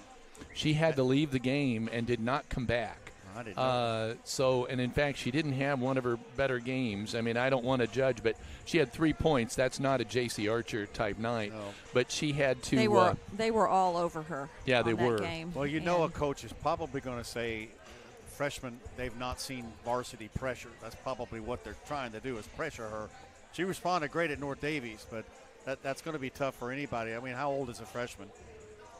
14, 15 years old. The difference with – I'm sorry. Go ahead, Heather. It just kind of depends on – She has a lot of experience, J.C. Archer. She's not your typical freshman, and played even some in that international ball, an international tournament. She has. Wow. And so she is not a typical freshman. And if you notice when she plays, that's why she's okay driving to the hoop and being physical and getting knocked around, because she's used to that brand of basketball. Now, our student assistant is in the other gym. The 7th and 8th graders are currently hosting Bloomfield.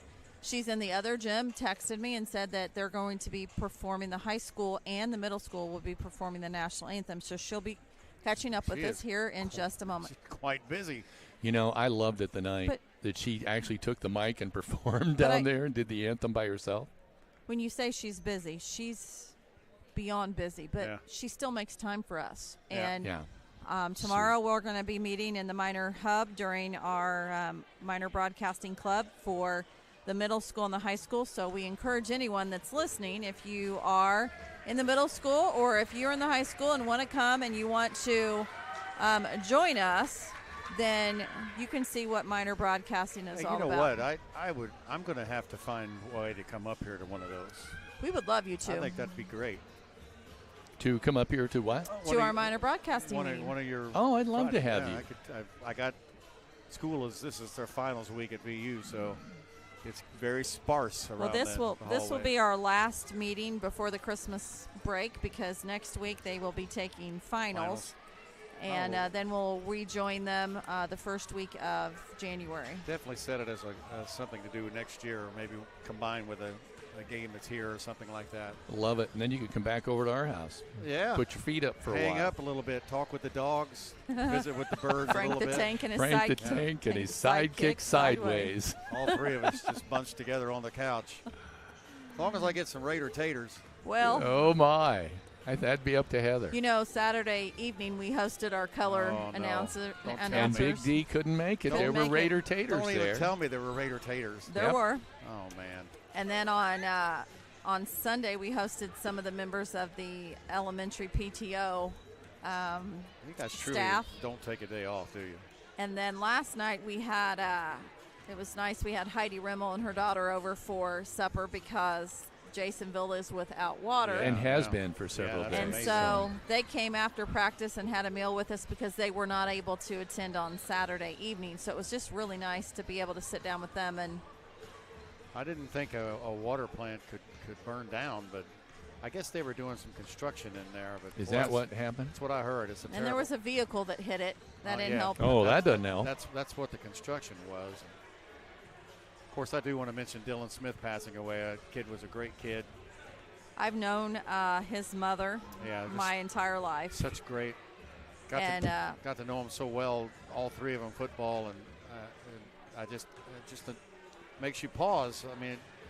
Well, and we want to. We also want to send our condolences out to the family of Troy Greenlee, former AD at WRV, and is now at Greencastle. Passed away tragically last weekend. So It seems like every week we're talking about this. It's just amazing. Yeah. So the thing to that is you got to treat every day as if it's your last day. Make sure you tell the people that you love them.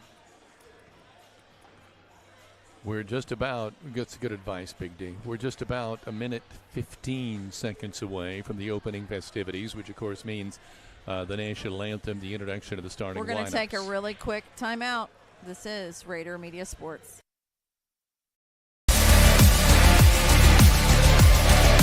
Whether it's the classroom, the field, the stage, or the court, it's time for another production of Raider Media Sports, home of the Miners, on the Champions Network of the IHSAA.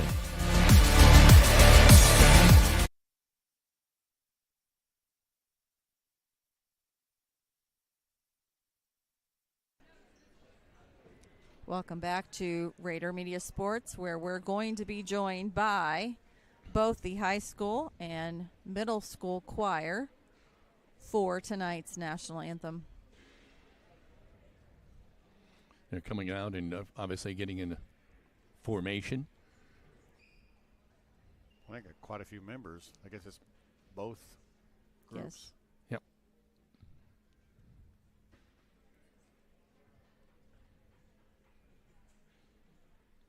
Let's see, they're under the direction of Katie Graves. still getting formulated, people rising to their feet. Ladies and gentlemen, at this time, would you please rise and gentlemen, remove your hats. For the singing of our national anthem being performed tonight by the Linton-Stockton High School Choir.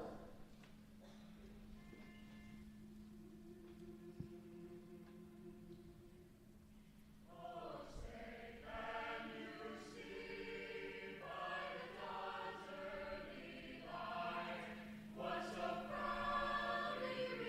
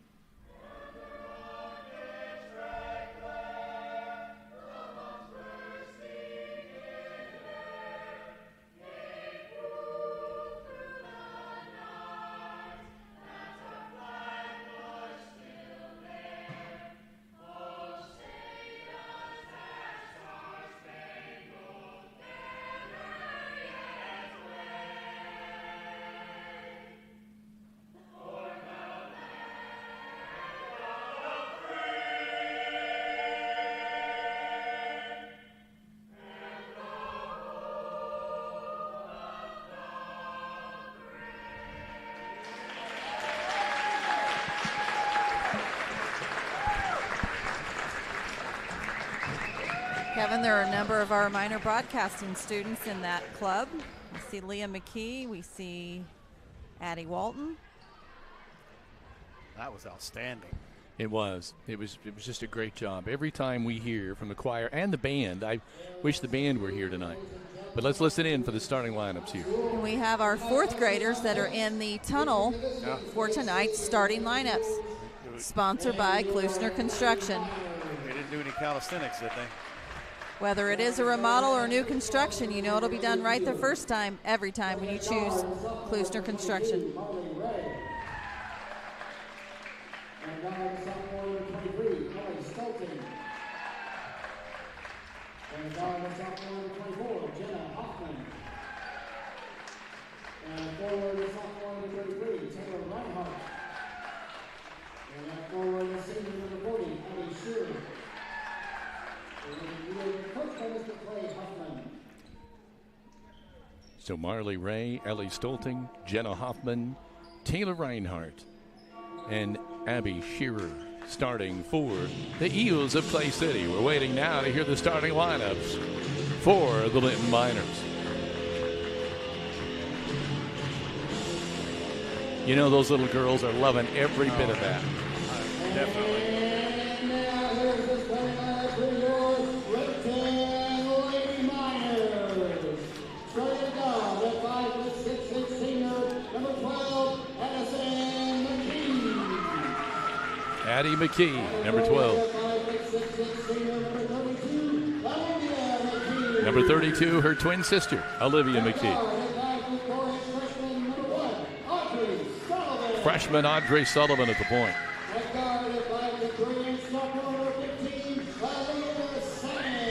Aaliyah Sam getting the start tonight.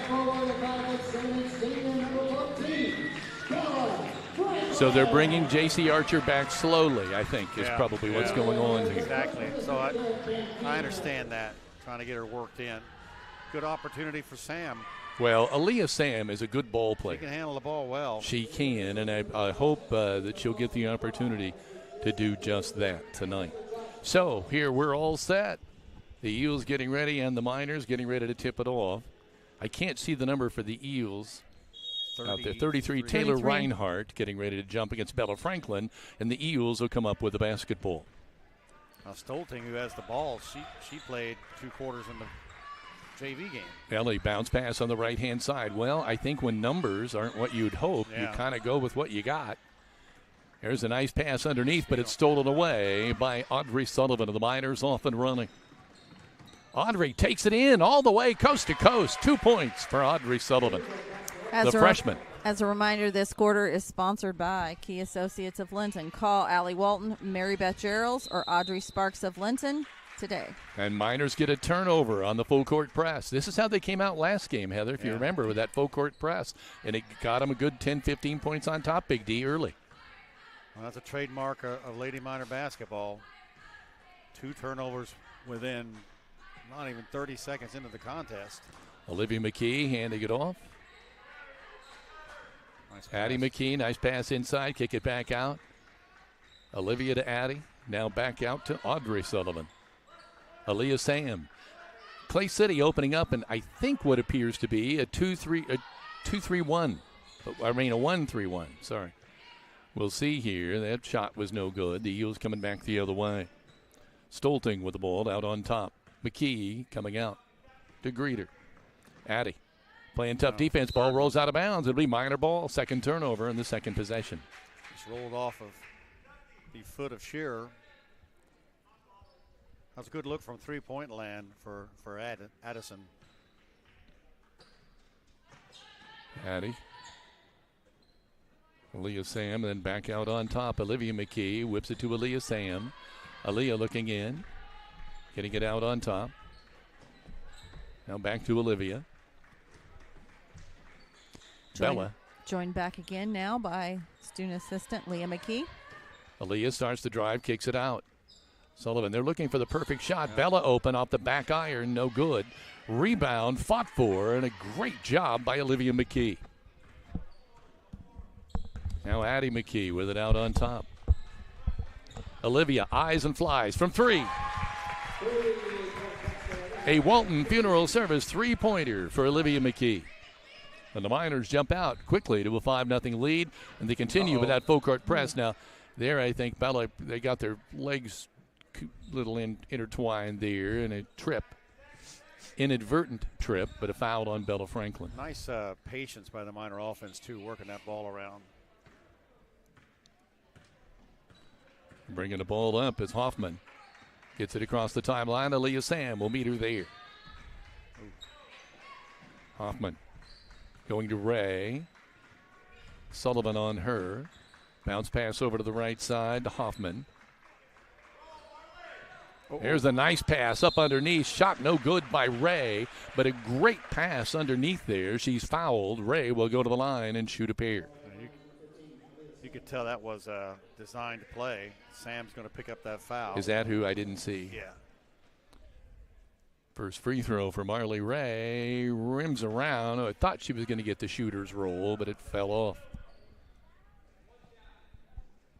The Eagles trying to get on the board here, trailing 5-0 with 5:34 to go here in the first quarter. Second free throw, that looked like it was going to be good too, but no. Sam bringing it up. There's where that ball skills come into play. Sullivan driving in the hoop, off the glass, too hard. Miners come down with a rebound. Olivia McKee back out to Sam. Bella Franklin, they try to go inside to Addie McKee, and there's too much traffic. It's stripped away. Eels coming the other way. A great interception there by Olivia McKee, a deflection. And the Miners come away with the ball. Franklin wide open. And Bella cans the Walton Funeral Service three-pointer. Just like that, Miners up 8-0. Again, that full court pressure making a big difference. There we go. Audrey Sullivan with the interception. Across the timeline, bounce pass to Aaliyah Sam. She was open, feeds it inside to Franklin. Franklin tumbles and tries to get the ball out there. She does. Bella's all right, shakes it off. Aaliyah Sam inside, shot no good. A physical ball game underneath there. Now the Eels coming the other way. Now loose ball is going to carry them out of bounds. Oh, they're going to say it's the Miners. I think the Miners thought it was going to be their ball. That's why they didn't try to. I already even marked it down. Go after that. I was going to say that they got 5 turnovers already. That would have been number 6. They gave it to the Eels. There's the inbounds. Nice pass. Shot a little too hard. Rebound out of there by Bella Franklin. Bella looking to Sullivan. Off the glass. Audrey gets her 4th point, and the Eels have seen enough. They want a timeout. They trail now 10-0 with 4:14 to play in the first quarter. This is Rader Media Sports. Let's clear the air about vaping. Glue, rat poison, paint. We all know these products contain poisons like formaldehyde, arsenic, and lead. And these are just a few of the chemicals you'll find in e-cigarette vapor. Let's clear the air, Indiana. Don't puff this stuff. Visit don'tpuffthisstuff.com to join the fight and spread the word.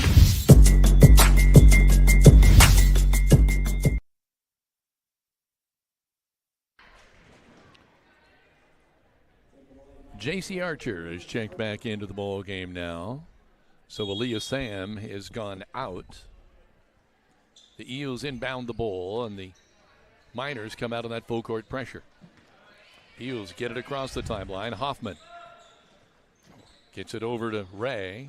Nice defense there. Ray out on top to Stolting. Stolting starts to drive. There's a pocket picked. Addie McKee wanted to go to Sullivan. She pulled up. Addie thought she was going to the hoop. That looked good. They just stopped running there. It did. But it only benefits the Miners to get Sam more involved, because that's somebody that can come in and provide some offense and some good ball handling. And I think she's probably pretty intense on the defensive side too. Yep. Eels bringing them up.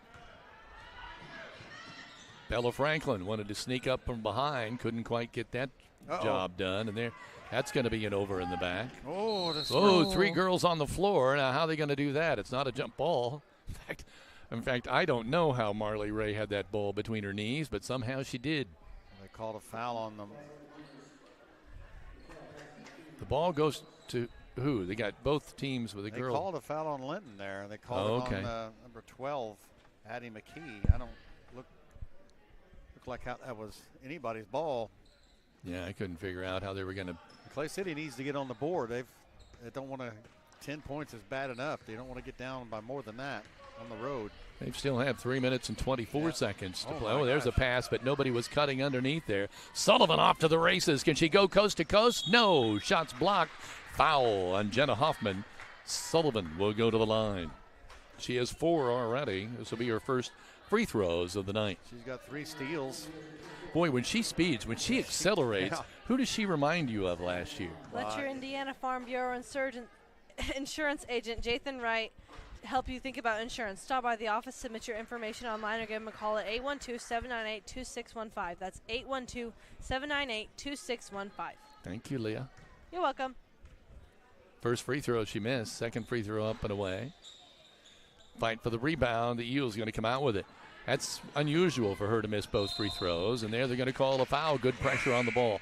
Go back to my statement. Who does that remind you of last year? Well, it obviously reminds me of the Gerald's girl. Yes.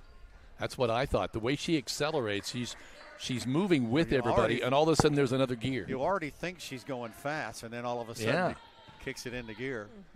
3 minutes and 5 seconds to go. First quarter. Kind of Jesse Voigt's childish, if I could get my football reference in. Addie Oh, nice shot. McKee gets her Walton Funeral Home's 3-point shot. 13-0 Miners. 2:50 to play, first quarter. His full court pressure is causing a lot of anguish. 15's in the ball game. Yeah, but Scheidler. They called a foul. I thought maybe they might have done something offensive because her arm kind of swooped out there. But no, it is a foul on the Miners. 32. That's Olivia McKee. Her first foul. They get the ball in. Nice jumper right-hand side, a little too high. And the Eels, I thought the Eels knocked it out. But You know, I only have Clay City of taking 2 shots. 2 free throws and 2 shots.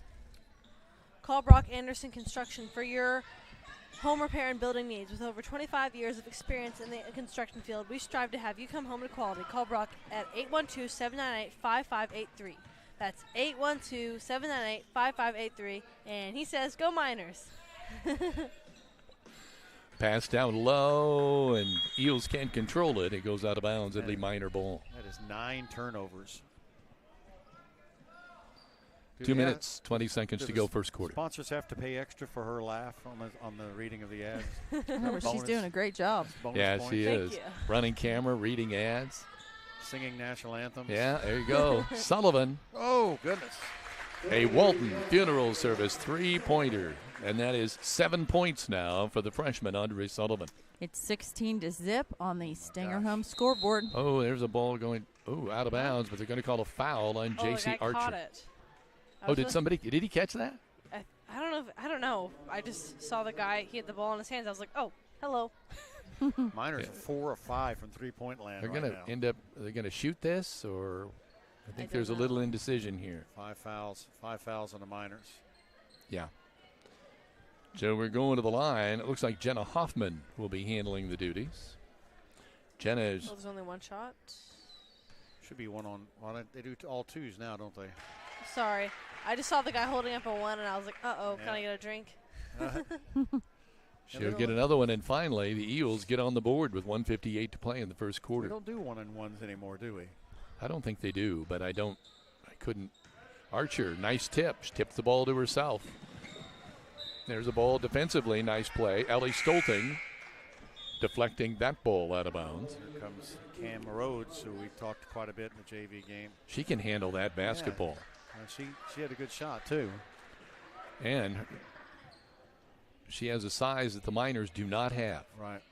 So this will be interesting. But defensively, it looks like a 1-2-2, I think. Yeah. 1-2-2 zone. Yep.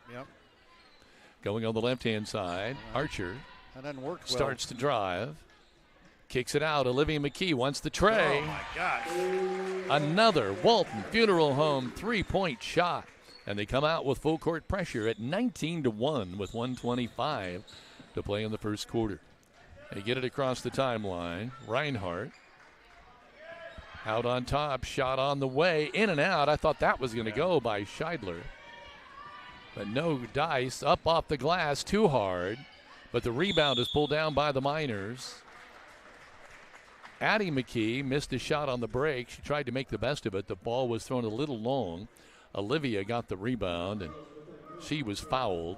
That is 3 offensive boards for Olivia under the board, so she's fighting hard on the offensive side. Second chance points. Franklin inbounds. Archer fakes the tray, pulls up at the free throw line. Nice dish. Gets it inside. Addie McKee is trapped by a host of Eels. They kick it out. Bella Franklin up no good. Rebound fought for. Bella comes up with it. Up off the. Nope.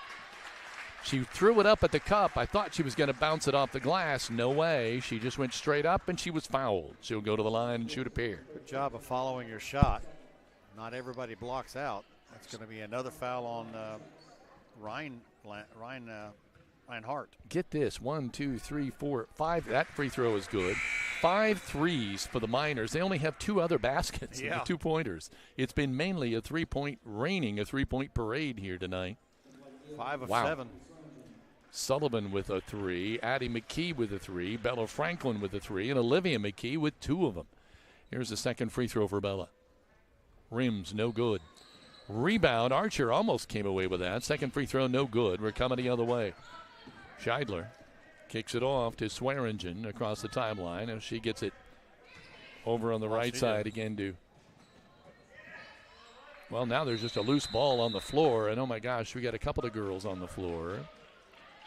Looks like the ball's going to go Miner way, so that's turnover number 10. Well, it must have been a jump ball and just the old magic box as it goes this way. There it goes, it switches. Franklin inbounds it. Aaron Lynn's got the job to make the switch over there. Olivia McKee to Sullivan. Bounce pass to Addie McKee, goes to her sister, tries to shoot it up. It's blocked nicely by Rhodes. Clean block. Miners are able to contain.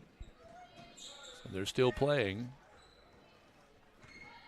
Whipping the ball around the perimeter. Nice ball movement by the Miners. There's Olivia, wide open, shot up, no good. Rebound fought for. Franklin comes up with it, tries to go up with it, and gets the roll. Nice play, 6 points for Bella Franklin. And that is the end of the first quarter. The Miners take an impressive 22-1 lead in the first quarter of play. This is Rader Media Sports. At Violet & Company, we love assisting each of you in all of life's special moments. We are a locally owned floral shop at 69 North Main Street in downtown Linton. Contact us at 812-847-3208 to purchase your arrangement for any special occasion or stop in for that perfect gift. Stay in touch with us on Facebook under Violet & Company for upcoming events and to see our latest creations. We encourage you to live life in full bloom.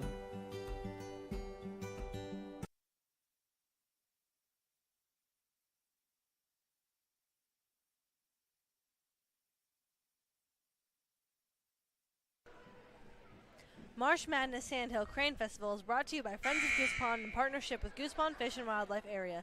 Kickoff is Friday, February 14th and all day Saturday, February 15th, 2025 at Humphreys Park and Goose Pond Visitor Center. Visit www.friendsofgoosepond.org for more information. Good job. Thank you. Leah, you rock. I rock? You rock. First quarter quick numbers you. there for okay, you. Go ahead, Big D. 0 for 3 shooting for Clay City. They were 1 for 4 from the free throw line. That's the 1 point they had. The Miners 3 of 6 from the 2-point, 5 of 9 from 3, 8 of 15 overall. Off to a good shooting start, 22 points.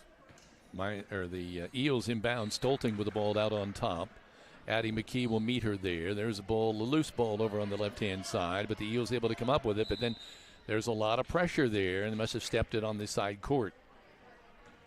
The boundary, and it's out of bounds. Miner basketball. Miner defensive pressure really causing a lot of trouble. Kind of lackadaisical passing.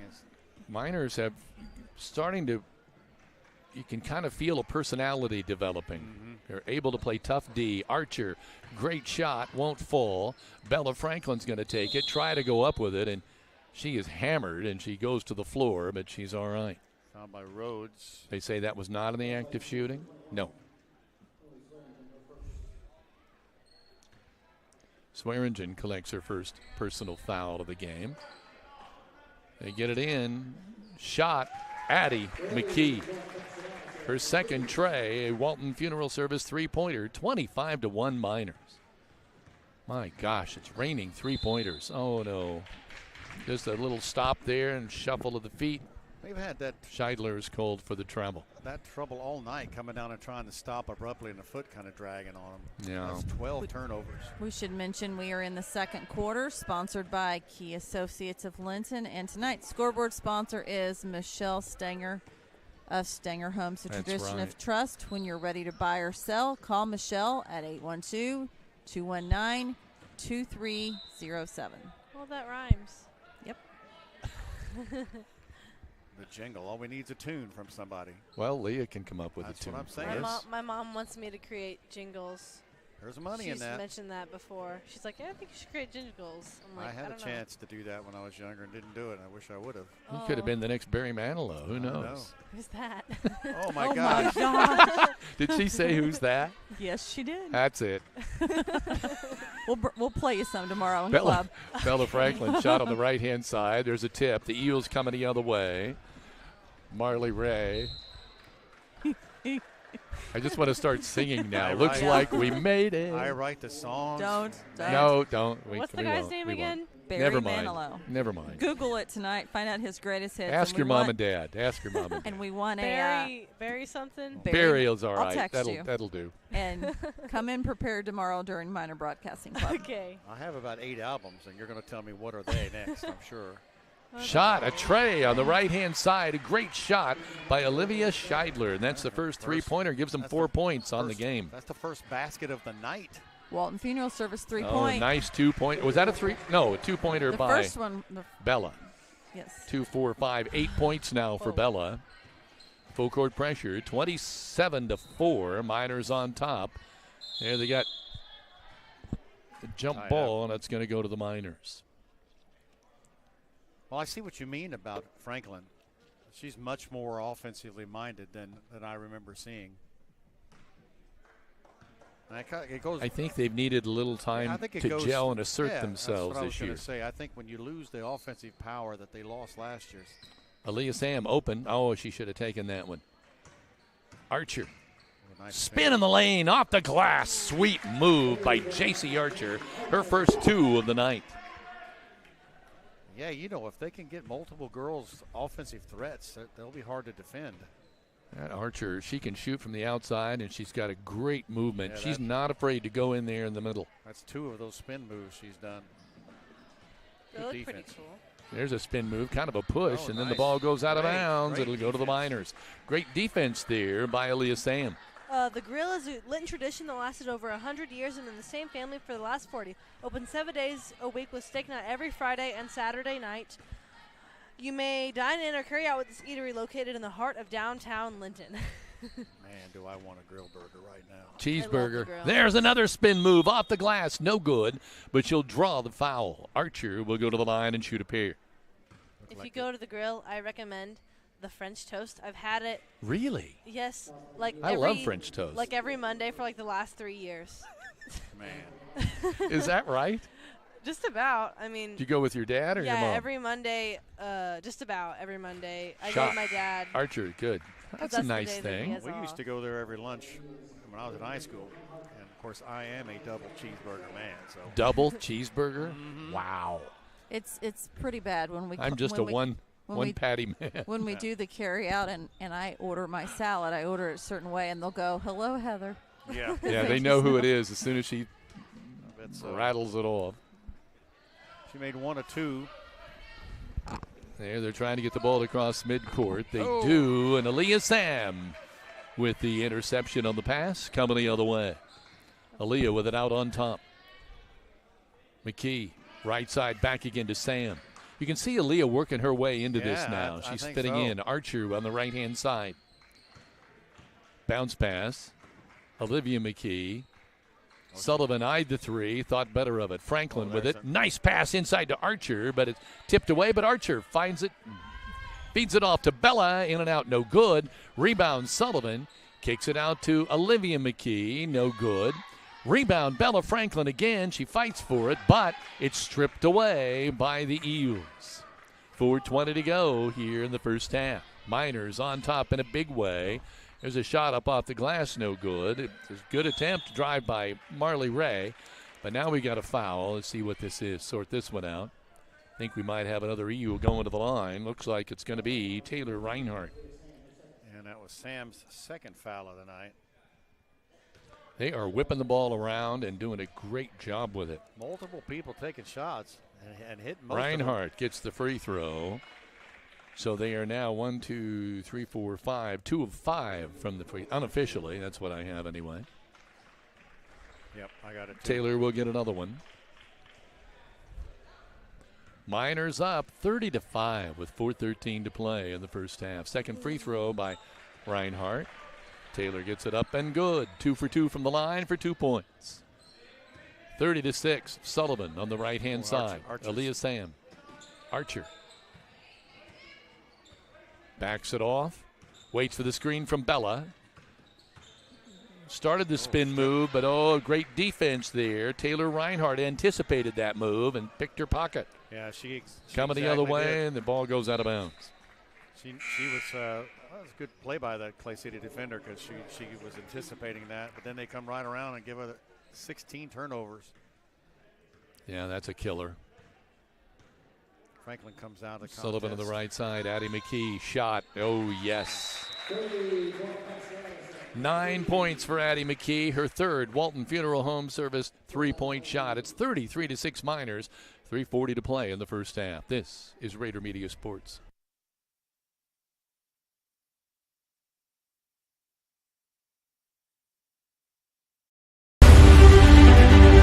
City Linton employees are dedicated to providing the best and most reliable utility service, security, and safety for its families and students. As the new mayor, I agree with the sign, "You'll like Linton."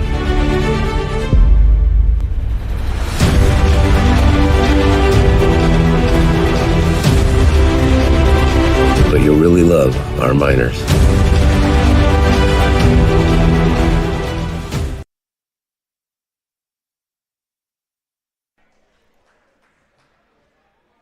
As a reminder, during the halftime, the 4th grade basketball Lady Miners will be going back and forth on the court, and we have a roster, so we'll be able to do a little bit of play-by-play for you. Heather and Leah handling the honors there. Yeah. I think they're getting down to start their pre. Oh, they're going to start stretching here. Man, oh man, that's serious. Jumping on the wall. That's fun. That is just so fun. Eels with the ball, trying to get it up across the timeline, having trouble again with the full court pressure. 10-second call. Scherer gets called on the 10-second. She got across the timeline, but just a second too late. I believe the coach, is he calling another timeout? I remember being that age and playing basketball. So the Miners will inbound from the side. We do want to remind everyone that is watching on the Indiana High School Athletic Association Champions Network that starting tonight, all of our broadcasts. Addie McKee. Sorry, Heather. That's okay. That's a Walton three-point shot. Yes, thank you. All of our broadcasts moving forward will also be syndicated to YouTube, so you can watch them on YouTube. You can subscribe to our channel. You can be notified when we go live. You can chat with us directly in a chat box on YouTube. Ooh. For a possible shout-out on the air. Archer triple team. She gets away out of it. Now it's 4-on-1 at the other end off the glass. Good.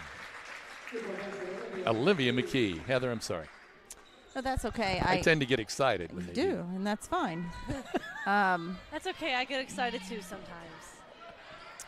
But on our YouTube channel right now, you can go back and watch the entire 2024 football season. Nice shot there.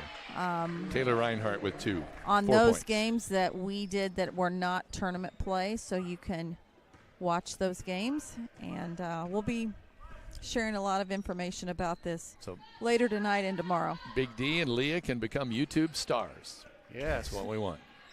Okay. I'll play on the right-hand side. I'll play. She can sing all night. Try to go inside. Oh, the ball goes between everybody, and it comes out to Addie McKee for the 3. That's no good, but Archer with a rebound. She'll try a tray. That's long. Addie McKee kicks it out to Archer again, goes around one defender, takes it straight up, no good. The closest thing that I'd be getting to viral or being a star, they'd probably make a meme out of me or something. Now, did your mother send you something on your phone? Yes. Picture of Barry Manilow. Yes. And it was, she said, you probably heard the song Copacabana, and I have heard that song.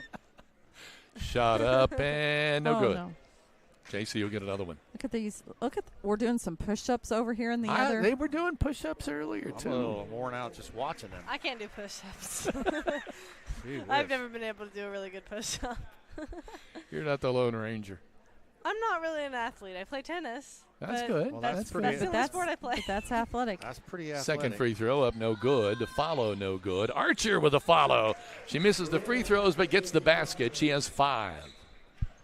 She went right to the basket. Oh, there they get it. Intercepted. Sam comes back the other way.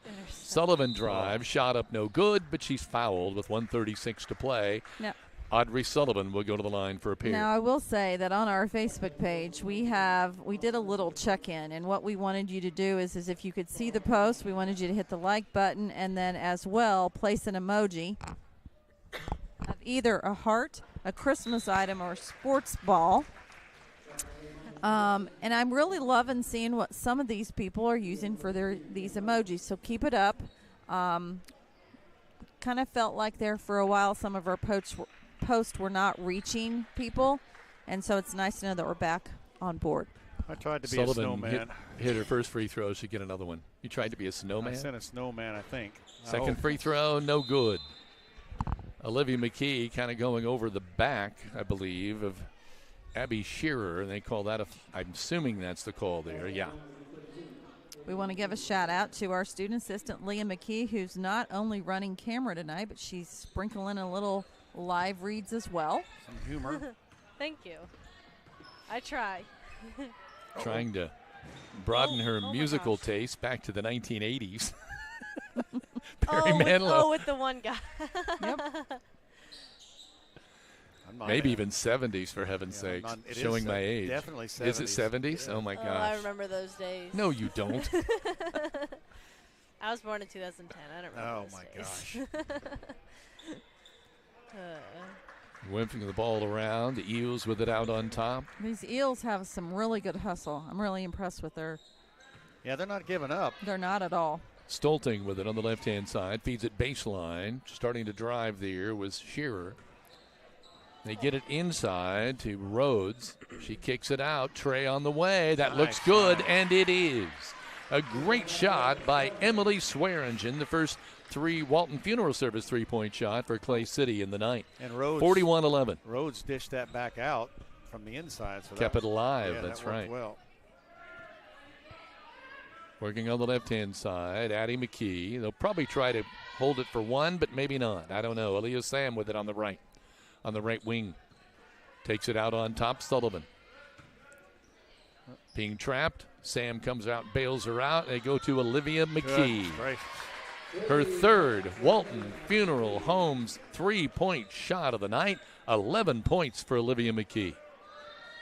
There's a pass thrown behind the intended player. Sam with the feed to Addie McKee. She gets her first basket, and that's going to be the end, her first two-point basket, of the first half. We'll be back with the halftime festivities at 46-11, Miners on top, and we'll also total the points quickly for you so you can enjoy the halftime show. This is Rader Media Sports.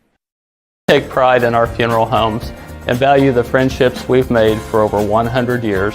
It's those friendships that make us work hard to be the best. You have my personal guarantee that we will always strive to earn your trust.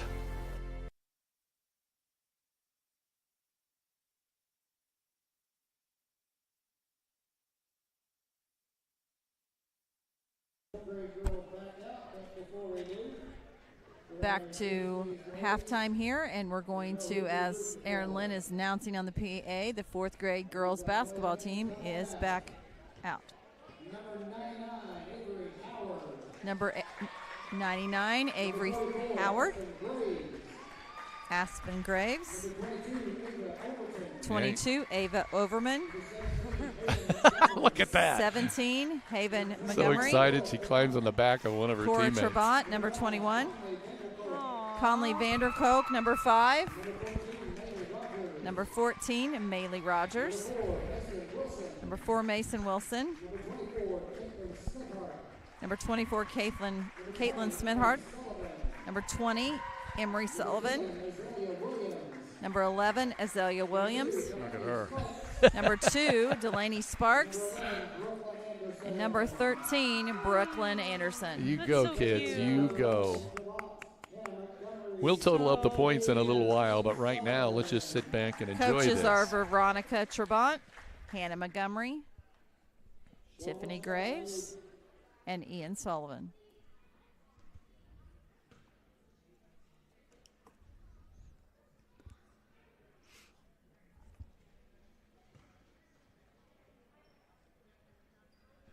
You know, normally this is a big time to get up and get concessions, but I don't see many people moving. No. This is exciting. It's a big 4th grade game. The talk of the elementary school. That's so I know there's cool. only 10 out there, but it looks like there's about 20. There's one girl too many. She goes and sits down. So now I think we're ready to roll. You girls, I'll let you handle it.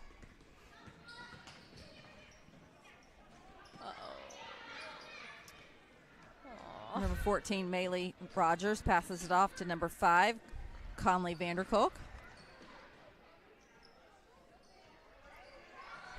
Having a little trouble giving it past back to number 14.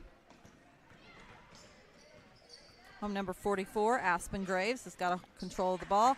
Number 2, Delaney Sparks takes control.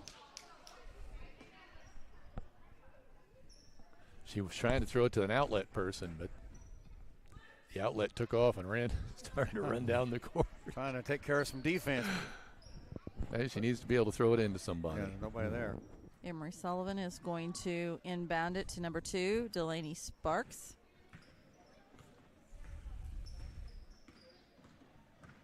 This is so cool.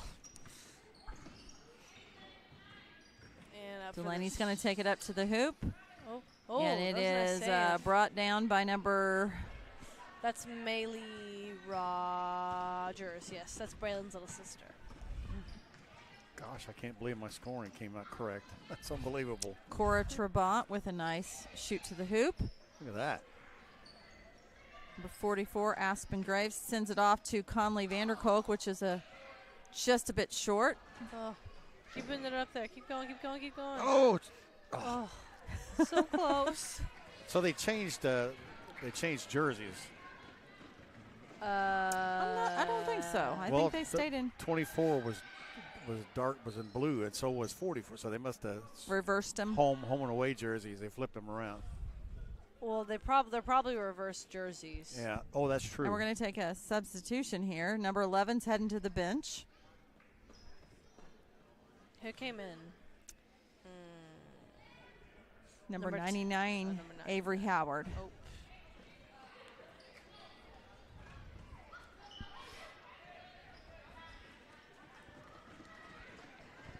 You know, again, I'm impressed by how well they do dribbling the ball, bringing it up. I really do. Conley Vanderkook passes it off to Maylee Rogers. Oh, she's open. Oh, thought that was going to go. Oh. No. Oh, so close. Oh. We're also...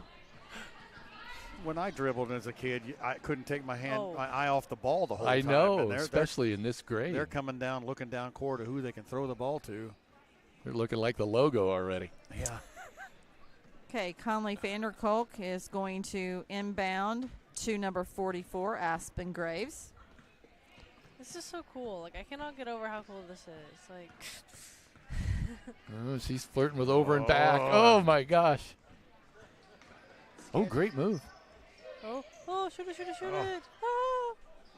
And Vanderkook's cheering squad down here is up and down and pretty cool. Emery Sullivan's going to inbound to number 2, Delaney Sparks. Grandma down here is saying, does she know where the hoop is? She's doing a great job. They're all doing a great job. Incredible basketball. Oh, yes. Oh, yes, Emery. Great move. Great move. Oh, look up. Look up. Put it up. You're there. Put it up, Yeah, put it up. just You're there. shoot it. Oh, Yo! Oh, almost. Oh. Embry Sullivan, almost. So now we're going to take number 14, Maylee Rogers, is driving down the court. Passes it off to Cora Trabant, number 21. Cora, a little bit of a Oh, pass around the back. Maylee got it back. She's trying to get it over there. Delaney Sparks is going to hold on to the ball. It's like a fumble Ruski and Passes it off to Embry Sullivan. oh, number 10. Number 10's coming off the court. I do not have a number 10. I do not have another. We had 6-on-5 for a couple of minutes there. Did we really? Yeah. Yep. Oh, we're all on the floor. We got a scrum. Huh. Oh. Number 24 is successful. Caitlin Smithhart. Oh. Going to pass it off to number. Oh. Travel. Oh, travel. Oh, that was great. Who wants to bother with dribbling? Just So just Embry run it to the Sullivan hoop. again is going to inbound to number 2, Delaney Sparks. That wasn't European step. That had to be.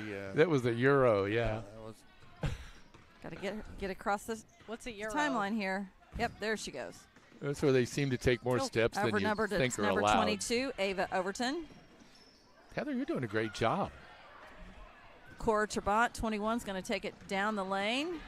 Going to shoot it up and is unsuccessful. Cora Conley Vanderkolk gets back the ball, and we are in a scrum on the floor. Gosh, they're menaces. We've got amoeba basketball going on there. Amoeba? It's where everybody crowds around. Okay, number 5, Conley Vanderkolk is going to inbound to Kevin diving into his science words. We had to learn about amoebas. We watched these people, these little things in So science. we're going to do a lineup. Look at this. We're going to do a. They there got we it go. down. Look at that. A wide open. Yes. Cora Trabant successful for number 2. Way to go. That was a great play. Now, Brooklyn Anderson, number 13, into number 2, Delaney Sparks. Oh, that's a nice move to the hoop. Oh. I put my mic up. Yeah, that's Cora Trabant regains control there of the ball. It's going to go straight down the lane. She's going to and get gonna another do a one. little top. Oh, almost. Oh, she gets a rebound. And yes! Woo, number 2. She's got 4 in this. Sign her up.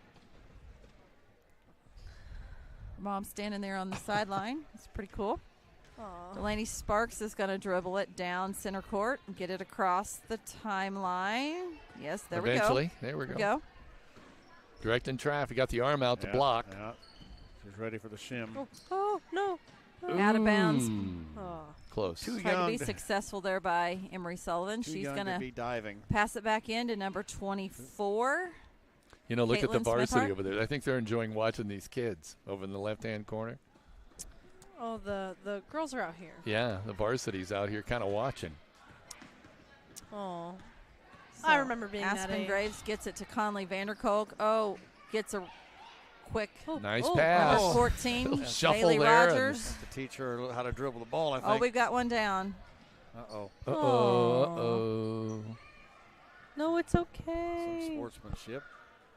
No, it's okay. Well, one of the things you learn when you get old. Uh-oh. Is She's that all right, folks, but she just... Yeah, sorry. Might have twisted her. Yeah. ankle a little bit. Ouchies. She'll be okay. Is that when you're in the 4th and 5th grade, your biggest worry is, what is your biggest worry in the 4th and 5th grade? Got to take a Lunch. injury timeout there. Going to go ahead and Well, there's only 6 seconds left. I got a feeling. 5, 4, 3, 2, 1. I believe the score is 4-0. Is that what it was?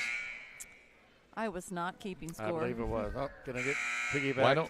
Why don't we take a quick timeout, Heather, and we'll come back and look at scoring when we come back. This is Rader Media Sports.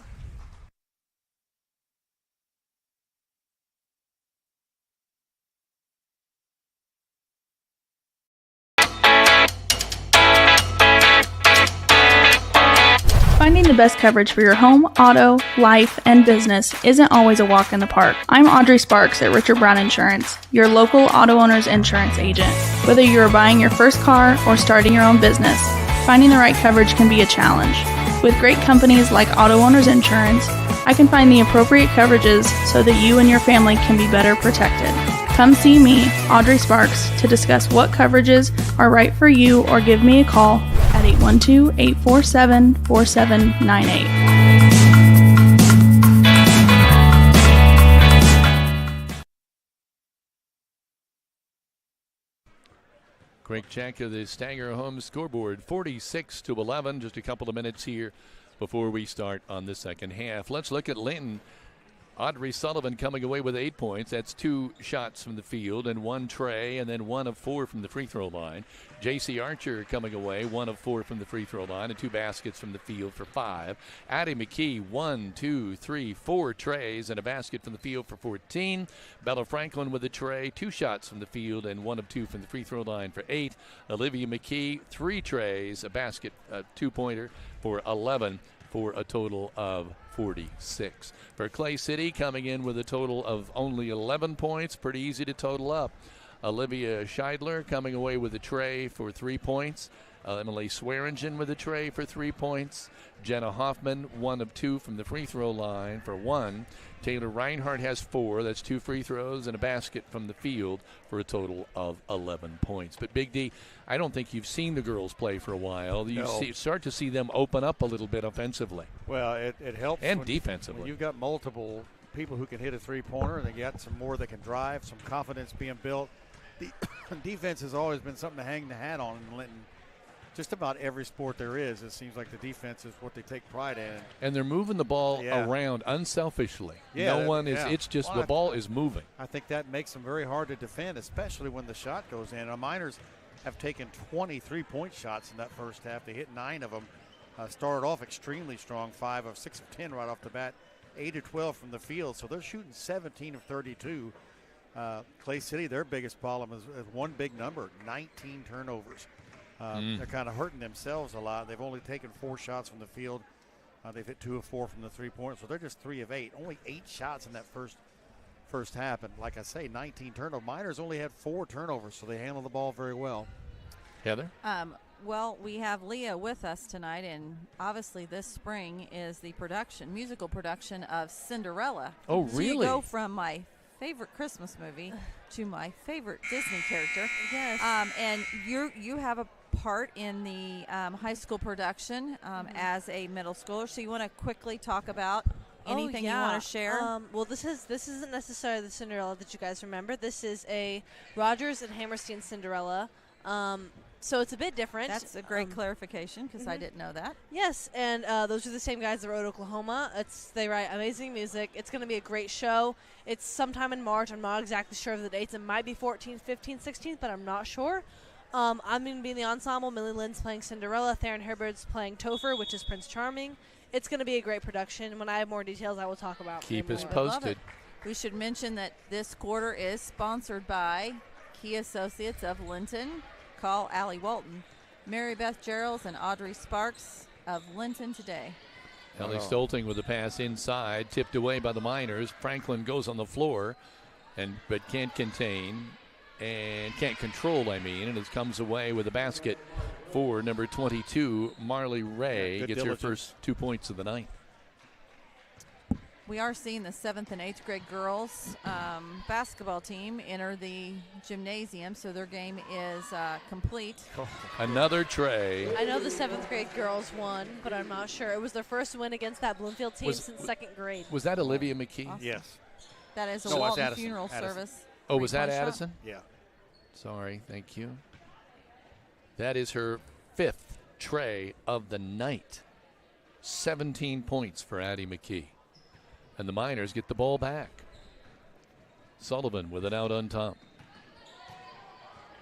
Miners may want to stow some of this up and use it again in another game to come, because you shoot like this. There they tried to go inside to a cutting Sam, and it's tipped away, deflected, and here come the Eels. Ray inside, kicking it to Stolting. Nice drive. Nice follow on the rebound. Up no good. They'll get a third try yet here. Ray has the ball stolen. Franklin can do it all. Bella off the glass, 2 points on the steal. 10 points for Bella Franklin.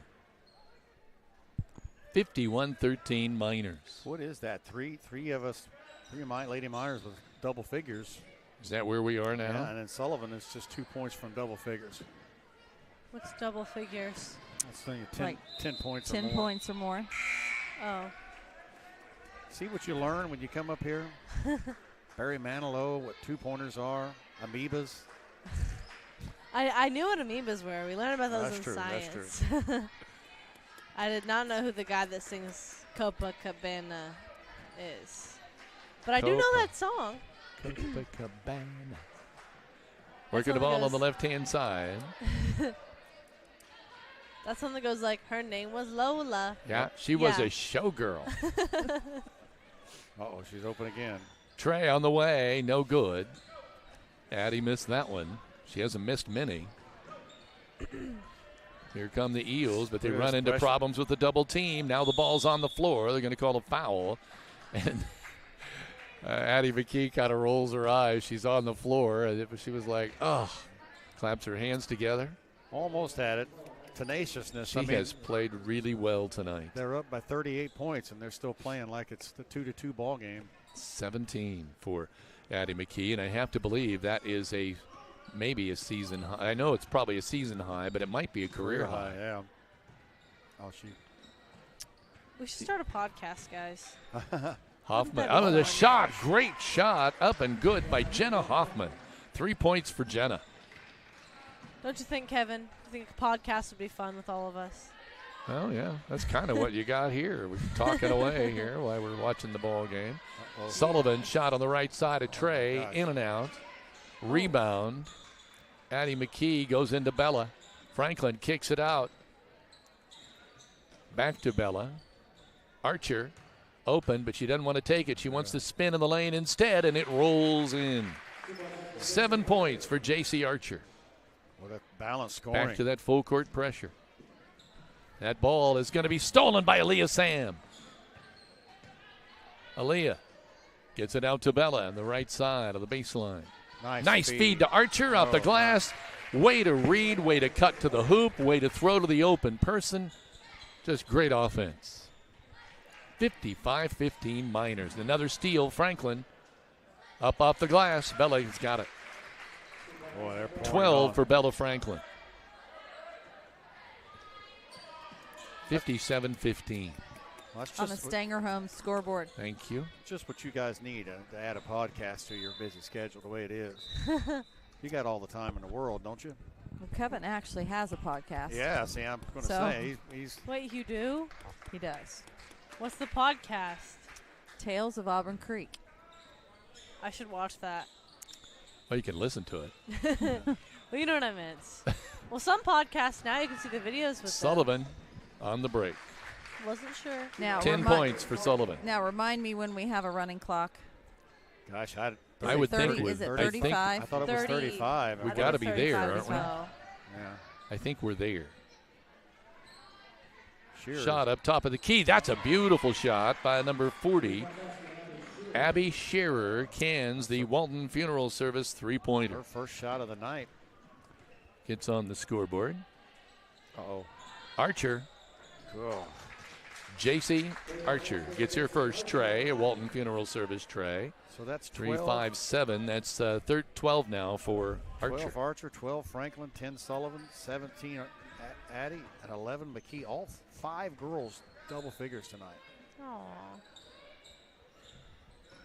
Sorry, there was 2 little 4th grade girls that were skipping Yeah. down the.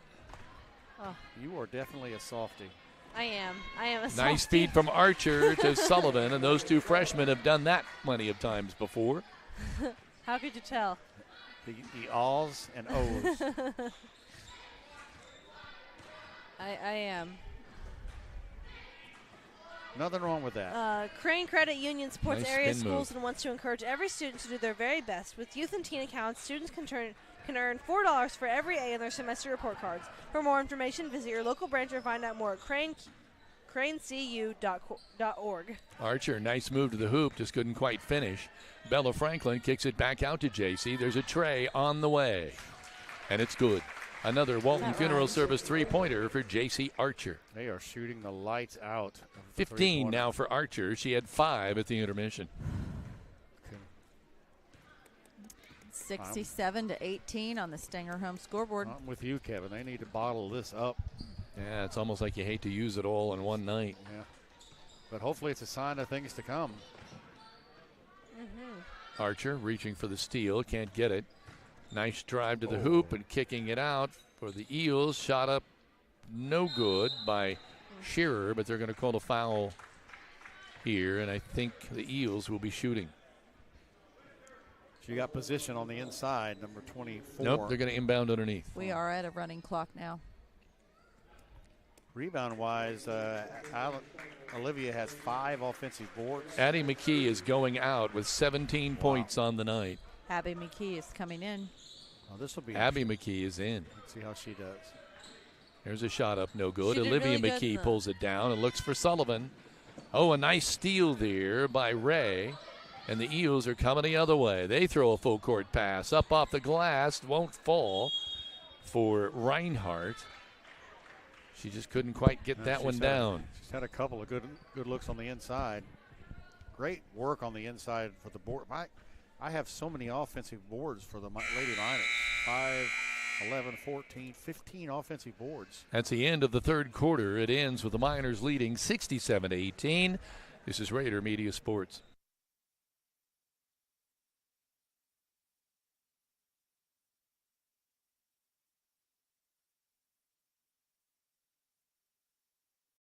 The goal isn't graduation day. It's a better every day after. It's the first day in your new career. Your first pay raise. The 5th day of that week-long vacation. It's the first paid holiday home with your family.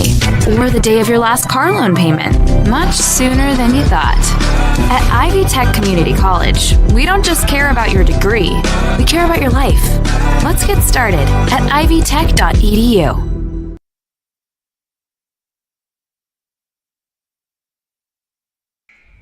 Is your family protected? Contact Indiana Farm Bureau Insurance Agent Alicia Cornelius to discuss your auto, home, farm, life, or business needs. It's not just about protecting my family. Let me help protect yours too. Proudly serving Indiana. Call 812-582-8941, 812-582-8941 to speak with Alicia. One agent for all your insurance needs. Thank you. Big D, why don't you take us home in the fourth quarter? Oh, my. Well, first thing I want to point out is 12 of 25 from 3-point lane. I wonder when they'll start having a 4-pointer. Sullivan the top of the key over to Olivia McKee in the corner, back to Sullivan at the top. Archer kind of gets the ball poked away. I thought that might have been off JC, actually, but they give it back to We should mention the fourth quarter sponsored by Key Associates of Linton. Another 6 turnovers for Clay City in that quarter was 25 total. That's an enormous sum. Franklin and Sullivan, I don't know that I've watched a game where 5 starters have double figures for the Miners, and Sullivan looked to add to it, but they're being really patient. Back over to Archer on the right side, cross court to Franklin, and then here comes, almost in there was Addison. Great rebound by McKee, Abby McKee. Yeah, I should say that was rebounded. Now Sullivan misses. Franklin just has that instinct, doesn't she? She runs in there right where the ball's going. There were 3 Clay City Eels right there, and somehow Bella got right in the middle of them, sprinted in there and got the ball. But it's Bay City. It's Clay City. Oh, you're going to say the Bay now City I'm getting Rollers. the Bay City Rollers. Yeah. We're bringing out all the old ones now. How about that one, Leah? Who's that? Oh, you don't. we're not SATURDAY. Anyway. Side pass to Rose. SATUR. Saturday? There you go. What? She can spell. Foul is on Olivia. I continue to get them messed up. Right now. They were a big fab in the 75 for about 76. a week. What's a fab? They said they were the next Beatles, and that about ended it. So a fab or a fad? Oh, it's like a fad. I know what a fad is. I just never heard. Fab. Like the Fab Four. Yeah, fabulous. Cam Rhodes missed the first free throw. She'll get another Fab one. Four is I'm leaving. the Beatles. I'm leaving. Oh. I've had enough. I don't. You didn't say you don't know the Beatles, did you? Yeah, I know the Beatles. I just didn't know Fab Four or whatever. Okay. 2 boards by Abby McKee since she's come in. Dish inside to her. She fixes it back Great out pass. to her. Yeah, it was nice. Abby's on fire tonight. She is. Nice board by Archer, and she's going to get the rebound bucket. 17 for Archer. I'm sorry. 69-18 on the Stanger home scoreboard. Wow. Stolting. She's going to have the ball up in the corner. Sullivan right in her grill. Going back and Sullivan forth. trying for the steal. She gets it. She got about 5 steals. Comes down the other end. Just enough by Rhodes to stop that from going in. A rebound from Archer. JC, as I said, 5 at the intermission. 2, 4, 6, 9, 12 in the second half. She's really asserted herself here in the second half. She didn't start. They were concerned about the injury. And so the first quarter, she didn't come in until about midway through it. I would think we'll be seeing, here's some substitutions getting ready to come in. Aaliyah Sam. Team Ortho is Greene County's only orthopedic clinic featuring board-certified orthopedic surgeon Dr. John Hammerstein. Team Ortho also has lead athletic trainer Jed Arsenault, good who job. works with Linton-Stockton student-athletes to help minimize the risk of injury. Call Team Ortho today at 847-3381. That's 847-3381. Greene County General Hospital. Our family caring for yours. Abby McKee gets the basket. You talk about our family caring for yours. Right then, your sister scored. Perfect. Feed from a nice offensive board. It's 3 for Archer. 6-6 for Archer. Here comes Stolting. Nice defense from Olivia. Good all-around win for the Miners tonight. Yeah, hey, we haven't won yet, technically. That's true. If they come back from this, if they come back from 71 to 18, be on ESPN in no time. I think we had another. Aaliyah Sam with the ball out on top. What happens if you make it to 100 points? You just scream. You real make it loud. to 100 points. I've only seen it once in my days. Sophia Franklin with the ball now. Aaliyah Sam. I'm just bringing up to date who's in here. Yeah, Big D. yeah. Oh, that's fine. Go ahead. Where does he happen?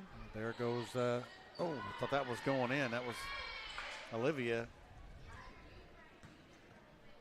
coming down the court now. I believe that's Scheidler. She's going to drive to the lane, dish it out to Stolting, feeds it into Rose. A little out of control. That had some mustard on it, didn't it? Swearinger had it. She gets it across to Scheidler. Now we got Shearer. They're just working the ball around off her foot. It's going to be. She had the right idea. That is 26 turnovers. Oh, I think it's a poke away. Nice strip. Nice job by Swearinger. And then we're going to get a foul. See who that foul is on. 23 or 32? 32. That's her 4th foul. That's about the only negative thing tonight. Uh-oh. They're definitely going to have to stay out of foul trouble,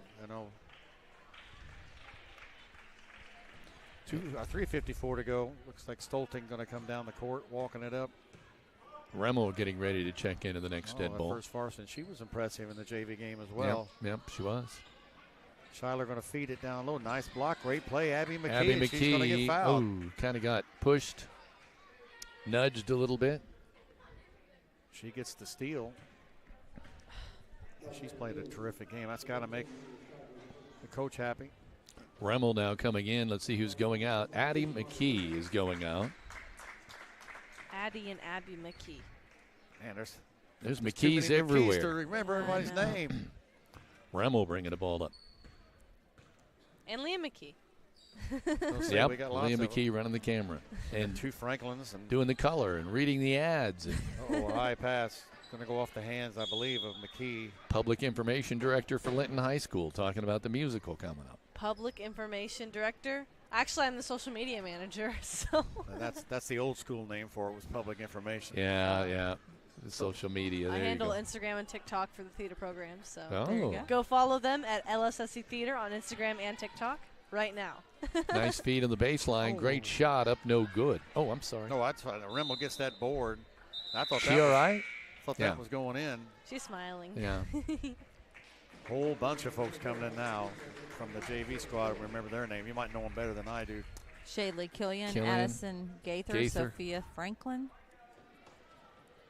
Marley Remmel. Shadley Killian. Nice feed and a great shot. Oh, who hit that? Reinhardt. 32? 33. Okay, Taylor Reinhardt. 6 points for her. The Miners are just dishing it around. Gaither going to get it over to Franklin. About 2 minutes left on the Stanger home Inside scoreboard. to Abby. Want to see her turn around and take that shot. Instead, it's Rimmel. Oh, almost gets in there. Reinhardt's going to get the board. That's good. Not be afraid to shoot the ball you get in there. Doggone right. Scheidler going to drive. There's a nice drive, little hook. A little too much juice. Look at that. Rebound by Abby. Oh, God. Oh, she has it taken away from her. Number 52. Cam Rhodes gets her first 2 of the night. She's also on fire tonight. She's played a good game all the way around. Yes. She played a great game in the JV game, I know. Rimmel in the lane, tries to go up, and Rhodes blocks it, but it called a foul. 1:20, clock running. Rhodes left with in the that ball foul. game on the Stanger Homes scoreboard. Rimmel going to take it out. Gets it to Abby McKee. Fires it all the way across to Gaither, who will fire it up. It's going to go all the way across. Sprinting the other way. Swearinger with that board. Swearingen. Scheidler looks like she's got some athleticism. There's a long bomb from Hoffman and the board. Killian dribbles right into the opponent there. Swearingen ties her up. What a three-pointer is dominates the game, doesn't it? It's changed the game, Yeah. that's for sure. You don't see the set plays so much for the inside man. Oh, Abby McKee showing a Look at little that. muscle. Holy cow. 4 points for Abby McKee. Well, that's got to make you feel really good if you're coach. Hoffman to Scheidler. Scheidler thinking about it. Nope, going to spin. Nice run to the hoop. Up no good. They called a foul. That will stop the clock with 12 seconds remaining. Yeah, I think Abby got her on the shoulder going up. Scheidler will come to the line. She has 3 points, 1 tray from the field, obviously. And that's it. We want to remind everyone to stay tuned for the E2 Custom Creations post-game show, where we hope to be joined by Coach Garrett Van Devender. He should be very happy. Here gets the roll on that one. 4 points for Olivia. 10 seconds. Who's going to take the last shot? I doubt they shoot it. They may not even, It'd be hard. If I was a JV kid playing varsity, I would be firing it. Shaylee Killian just going to hold on to it, and that will do it. So the final, 73-23. Wow, 50 points. And the Right? Miners Yeah. only 6 points there at the fourth quarter. So we'll be back with the E2 Custom Creations postgame show when we return. This is Raider Media Sports. Custom Creations, we know that every memory has a story. Every time we sit around with family and friends, we share those memories. When we pull the boxes of old pictures out of the closet, we revisit those memories of our past. Whether it's a photo or a special moment with family, a picture of a loved one who has passed. When you think about that moment, there's a memory that goes with it. At E2 Custom Creations, we offer custom laser engraving for keepsakes, personalized gifts, home decor, signage, awards, and many other custom made-to-order products. Let us help you personalize a unique gift for a loved one, customize an item, or create promotional materials and awards for your business or athletic team. Our services include engraving and cutting out a variety of materials, including wood, acrylic, leather, granite, marble, glass, and coated metals, just to name a few.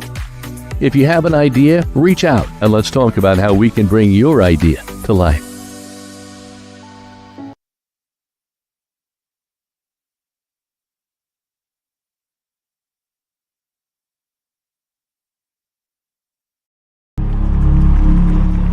Some see a wrestling match. We see a 6-minute lesson in grit.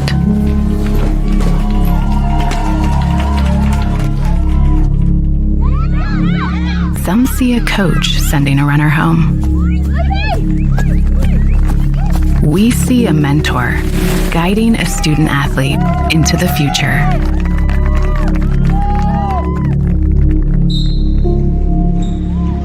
Some see a volleyball match. We see a student athlete learning how to be poised under pressure.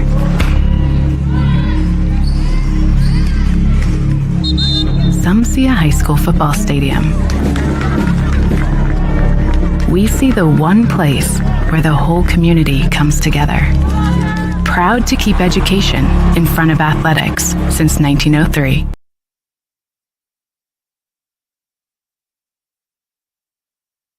At Indiana Farm Bureau Insurance, we're not just good at insurance. We're good at Emma and Jake's just baby-proof their 2-bedroom bungalow to prepare for baby number 1 insurance. We're good at Madeline and Chance's just gave in and became minivan people to make room for baby number 2 insurance. And we're good at Gabby and Nate's just moved to a house with a bigger backyard to welcome fur baby number 3 insurance. Start with Indiana Farm Bureau Insurance and stop knocking on wood.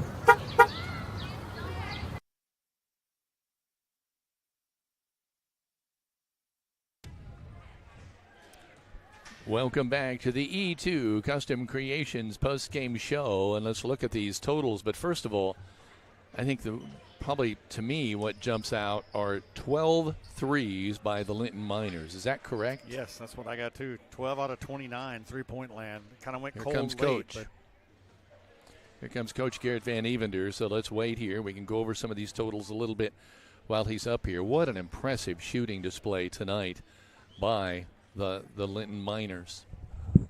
Oh, that's got cords all over it. There we go, Coach.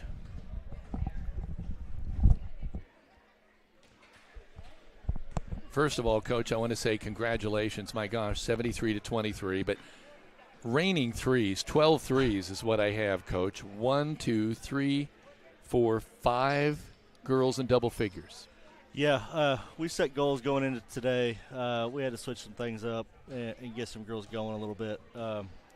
We set some goals for 4 of them to get in double figures, and, it just kind of happened, I guess. They worked the ball so well tonight, Coach. That ball was moving offensively. I thought we attacked the ball. We attacked the paint really well today, and we got what we wanted we've talked about it all year. We want to get in the lane and attack enough, draw 2, and then throw it out when we have step-in threes. And when you have comfortable step-in threes, your confidence is up there and you're ready to go. So I know we have heard over the years, and I'm sure I haven't had a chance to talk to you about it yet this year, but I've always heard, look, these girls can shoot them. They shoot them in practice all the time. It's just getting it out here. Yeah. We haven't probably shot as much this year as we have in the past. Try to get them in the mornings as much as possible and get some extra shots up. But I'm more focused on the defensive end. I think when we get out and run, this team can be pretty special. And our defense creates a bunch of confidence for these girls. And your defense can be your best offense. Yeah. Well, I can tell you right now, the 28 turnovers. You had 10 in that first quarter, 9 in the second, 19 at the half. Yeah. That puts a team in the hole pretty quick.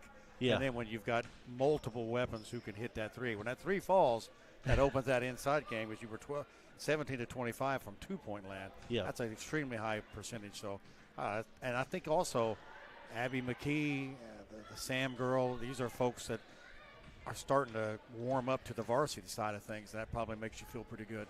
Yeah, Aaliyah had to start today. Jay's kind of been under the weather a little bit. She just had 17 points. But, Yeah, off just the bench, 17. not bad. I don't know how in the world she got 17. That's what I told her in the locker room. You went from 5 to 17 in the blink of an eye. I know. But no. So Aaliyah stepped up really well. We kind of were on her a little bit more in practice because we need somebody to step up a little bit off the bench. And I thought defensively, she was really good, really active, really showed her speed. And she's not gifted in height, but she works out in the gym. She hustles out here, Coach. Yeah, she's a lot stronger than she puts out. Well, she looks strong to me. Yeah, she gets in people's grills, and I think if you need another defender, especially the press that you guys do, with the foul situation, you can't afford really to get foul trouble. The only thing I would say about her, though, and this is another positive, I think she's a better shooter than she had shots and did not take it. Yeah. She worked the ball. Yeah. Yeah, right now we're trying to get her to get into a flow a little bit more. Obviously, we want her to shoot it, but I want her to attack and get into the free throw line and watch that shot go in before she puts up a bunch of threes. That might be kind of a next year thing for her, but if she's open, she's ready to shoot it. I know she that looks for like sure. she can drive the lane, and then she dishes it. There were a lot of when she plays on 2 feet, she's really good. Yeah. So Bella gave you that typical game from her again. Hustling underneath there, shooting a three. I I'm just always a little bit in awe of how well she plays all the way around. Yeah, I mean, she's another one that is just, I mean, gifted strength-wise. So, I mean, and when she's getting the vertical and getting up there and getting the ball, and she's coming down, keeping that ball high, especially on the offensive rebound, that's exactly what we want her to do. And I think anytime you hear any kind of floor noise at all, you don't really have to guess as to who that might be. It's always Franklin. But I see other girls feeding from that. Yeah, exactly. I think the physical side of the Lady Miners is there. I think you've got the McKee girls are all feisty. Yeah. I mean, they're not going to let anybody run over them. We kind of have to be. We're not gifted in size right now, so we kind of have to be. But that full court press that you've come out with the last couple of games has seemingly gotten you off to a great offensive start. I mean, it's set the tempo. Yeah, well, that's exactly right. I mean, we talked going into the Eastern game that we wanted to start creating a little bit more pace for us. We wanted to get in our pace early and get confidence a lot more early than, we were kind of getting off to sluggish starts when we shouldn't be.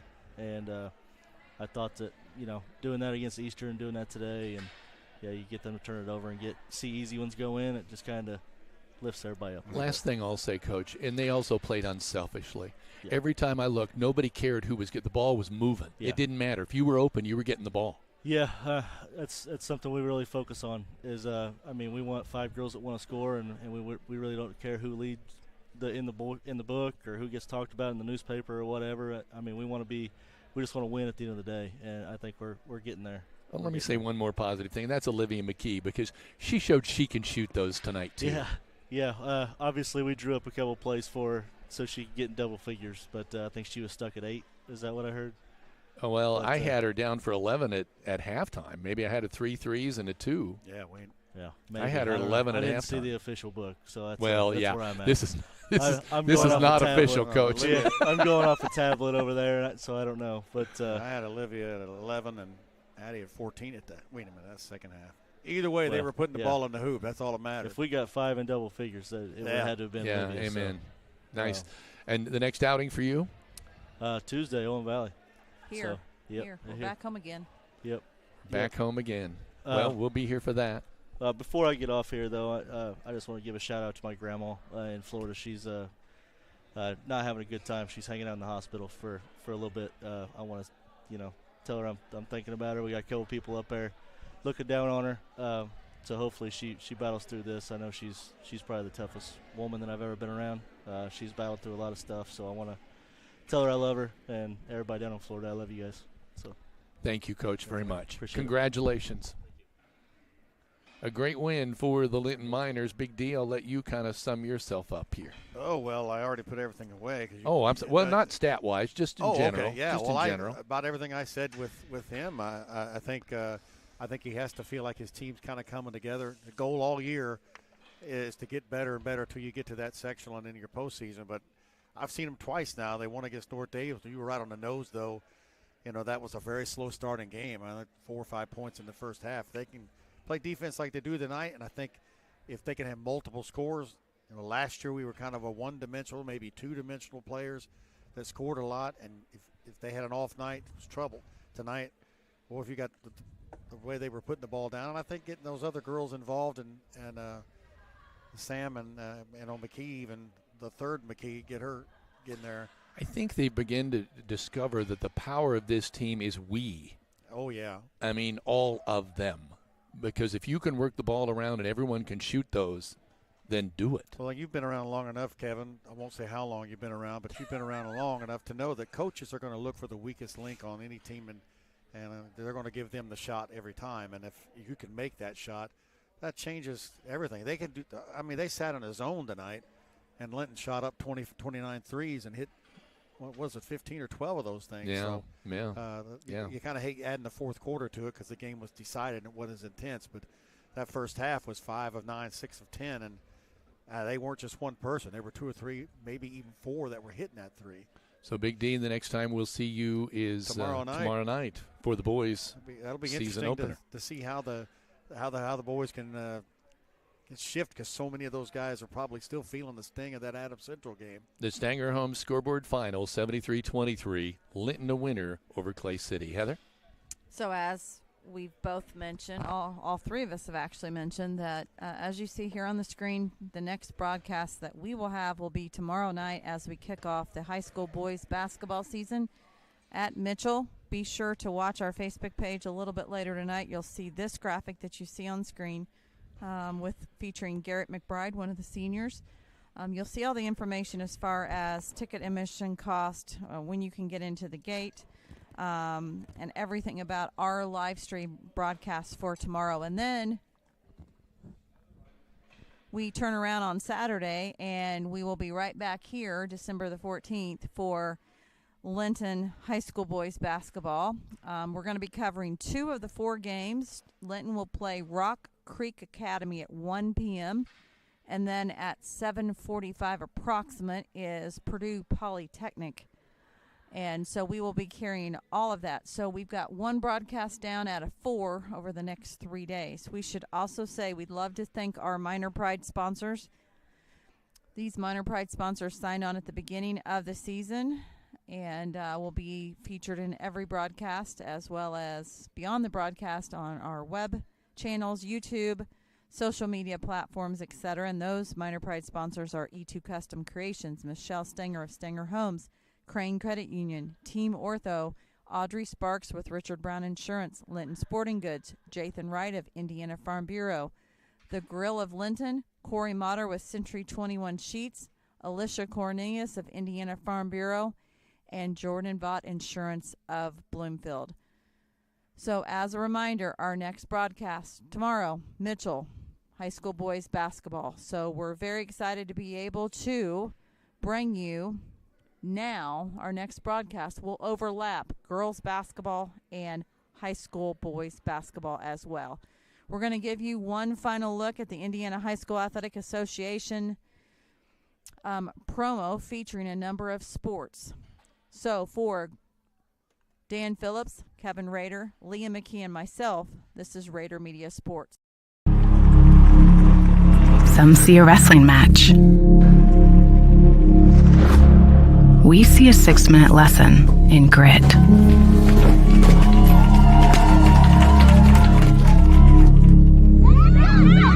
Some see a coach sending a runner home.